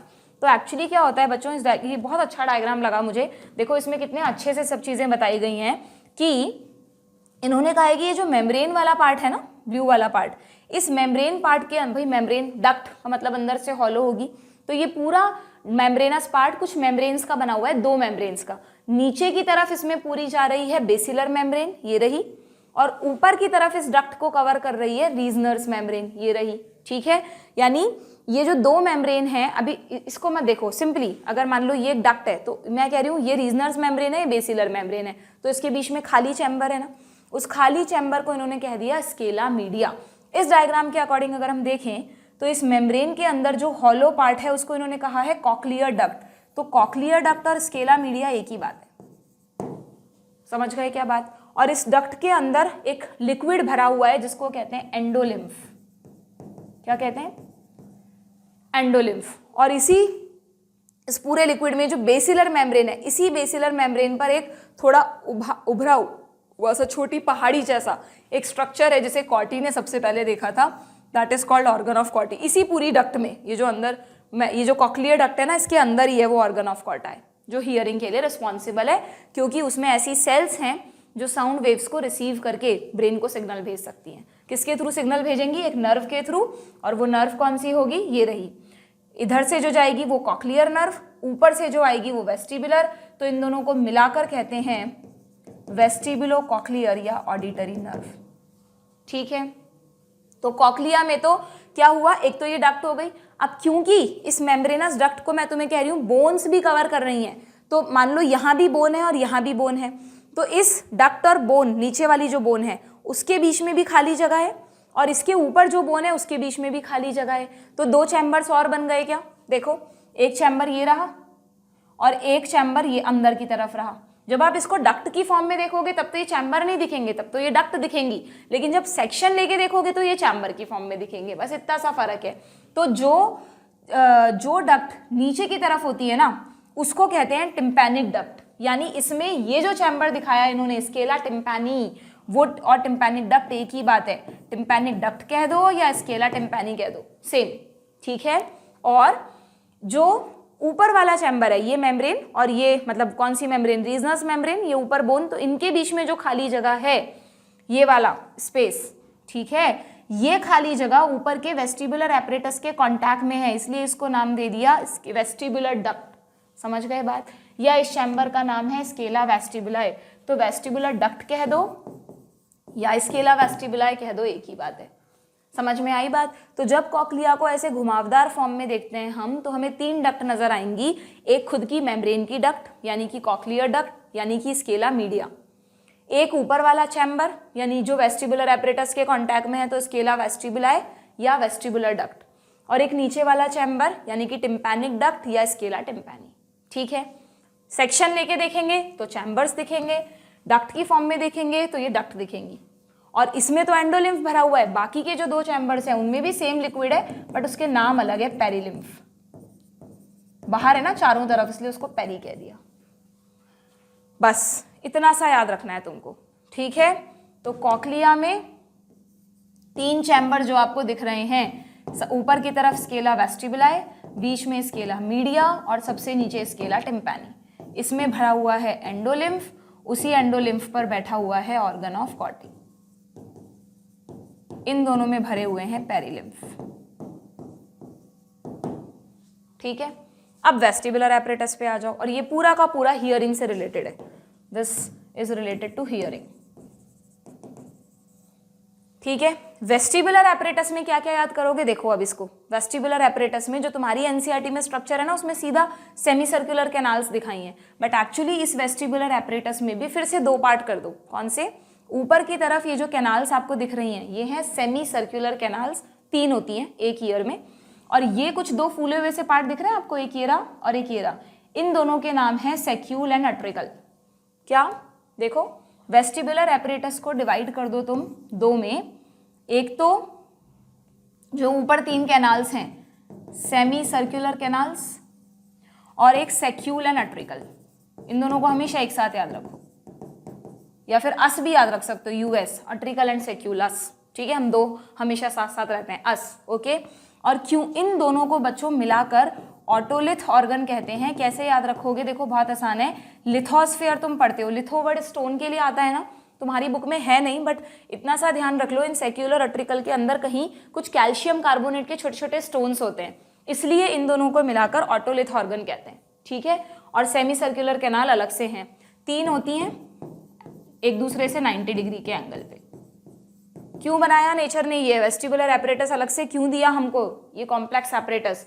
क्योंकि ईयर को एक और जिम्मेदारी दी गई, तुम्हें बॉडी को बैलेंस में रखना है। अगर मैं इस वक्त पे खड़ी हूँ, रेस्ट पोजीशन पर हूँ, मूवमेंट थोड़ी ना कर रही है, मतलब मोशन में तो नहीं है ना मेरी बॉडी, तो मेरी बॉडी को बैलेंस बना रखा है कि नहीं किसी ने?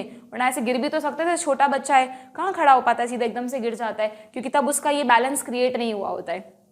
तो एक बैलेंस तो मुझे चाहिए होता है जब हम रेस्टिंग पोजीशन पर होते हैं, चाहे हम बैठे हों, खड़े हों, कुछ भी हो, जब हम रेस्ट पर हैं, लोकोमोशन नहीं कर रहे। और दूसरा बैलेंस हमें चाहिए होता है जब हम मूवमेंट कर रहे होते हैं, चलते वक्त भी ना गिरें, तब भी बॉडी बैलेंस बनाना है। तो दोनों जिम्मेदारियां इस वेस्टिबुलर एपरेटस को दी गई। कैसे? ऑटोलिथ ऑर्गन तो क्या करता है, कैसे याद रखोगे? देखो, लिथो यानी स्टोन, मैंने तो ऐसे याद कर रखा है। अगर चलते चलते हमारे रास्ते में स्टोन आ जाए तो हम एकदम से रुक जाएंगे। तो स्टोन हमें स्टैटिक बैलेंस को कंट्रोल करता है। जब हम रुके हुए पोस्चर में होते हैं, मतलब जब हम रेस्ट पोजीशन में होते हैं, एट रेस्ट, फिजिक्स वाला एट रेस्ट, ठीक है, तब हमारे बॉडी बैलेंस को कौन कंट्रोल करता है? Litho, otolith. और सेमी सर्कुलर कैनाल्स जो हैं, कैनाल में अगर हम एक बार घुस गए तो हम घूमते ही रह जाएंगे, समझ ही नहीं आएगा कहाँ से बाहर निकलना है, तो वो डायनेमिक बैलेंस से रिलेटेड है, ठीक है। जब हम चल रहे होते हैं, मूवमेंट पोजीशन में होते हैं, तब हमारे बॉडी बैलेंस को कौन कंट्रोल करता है? ये कैनाल्स। हालांकि एनसीईआरटी में इतना नहीं है, एनसीईआरटी में बस इतना सा है कि ये जो वेस्टिबुलर एपरेटस है ये बॉडी बैलेंस के लिए है, बट कभी कभार पूछ लेते हैं कि स्टैटिक बैलेंस कौन करेगा और डायनेमिक कौन करेगा, तो तुम इस ट्रिक से अपनी कोई भी ट्रिक बनाकर याद रख सकते हो, ठीक है। डन। इतना इनर ईयर में समझ लिया ना तुमने, तो तुम समझ लो तुमने लगभग सब कुछ ही कर लिया। अब तो मैकेनिज्म ऑफ हियरिंग पढ़ लेना, तुम्हें इजीली समझ में आ जाएगा। डन। चलो भाई, last question. The organ of कॉर्टी is a structure present in, तो इनमें से कहाँ था ऑर्गन ऑफ कॉर्टी? ये रहा, कॉक्लिया। तो बड़ा आसान सा क्वेश्चन था, ठीक है। हो गए भाई क्वेश्चंस। तो आई ट्राइड माई बेस्ट कि जितने भी टॉपिक्स तुम्हें समझा सकूं मैंने बताए हैं, ठीक है। और पढ़ लेना एक बार और एनसीईआरटी को, इतना भी मुश्किल चैप्टर नहीं है, मानती हूँ कॉम्प्लेक्स है, बट कॉम्प्लेक्स चीज़ों पे को पढ़ोगे, एडवेंचर की तरह लोगे, चैलेंजिंग लोगे, तो और भी मज़ा आएगा, ठीक है। तो बस अपनी तैयारी करते रहो, अच्छे से पढ़ो, जो भी पढ़ रहे हो समझ के पढ़ो। ऐसे नहीं कि बहुत सारा पढ़ लिया और पता कुछ भी नहीं है, समझ में कुछ भी नहीं आया। थोड़ा थोड़ा करके पढ़ो, समझ के पढ़ो, क्वेश्चन प्रैक्टिस साथ साथ में करो। बिना क्वेश्चन प्रैक्टिस से आज तक किसी का भी सिलेक्शन नीट में नहीं हुआ है, तो इसलिए भूल जाओ कि सिर्फ थ्योरी पढ़ लेने से सब्जेक्टिव एग्जाम नहीं देना कि रट लिया और मार्क्स आ गए। क्वेश्चन प्रैक्टिस बहुत बहुत बहुत ज़रूरी है बच्चों, ठीक है।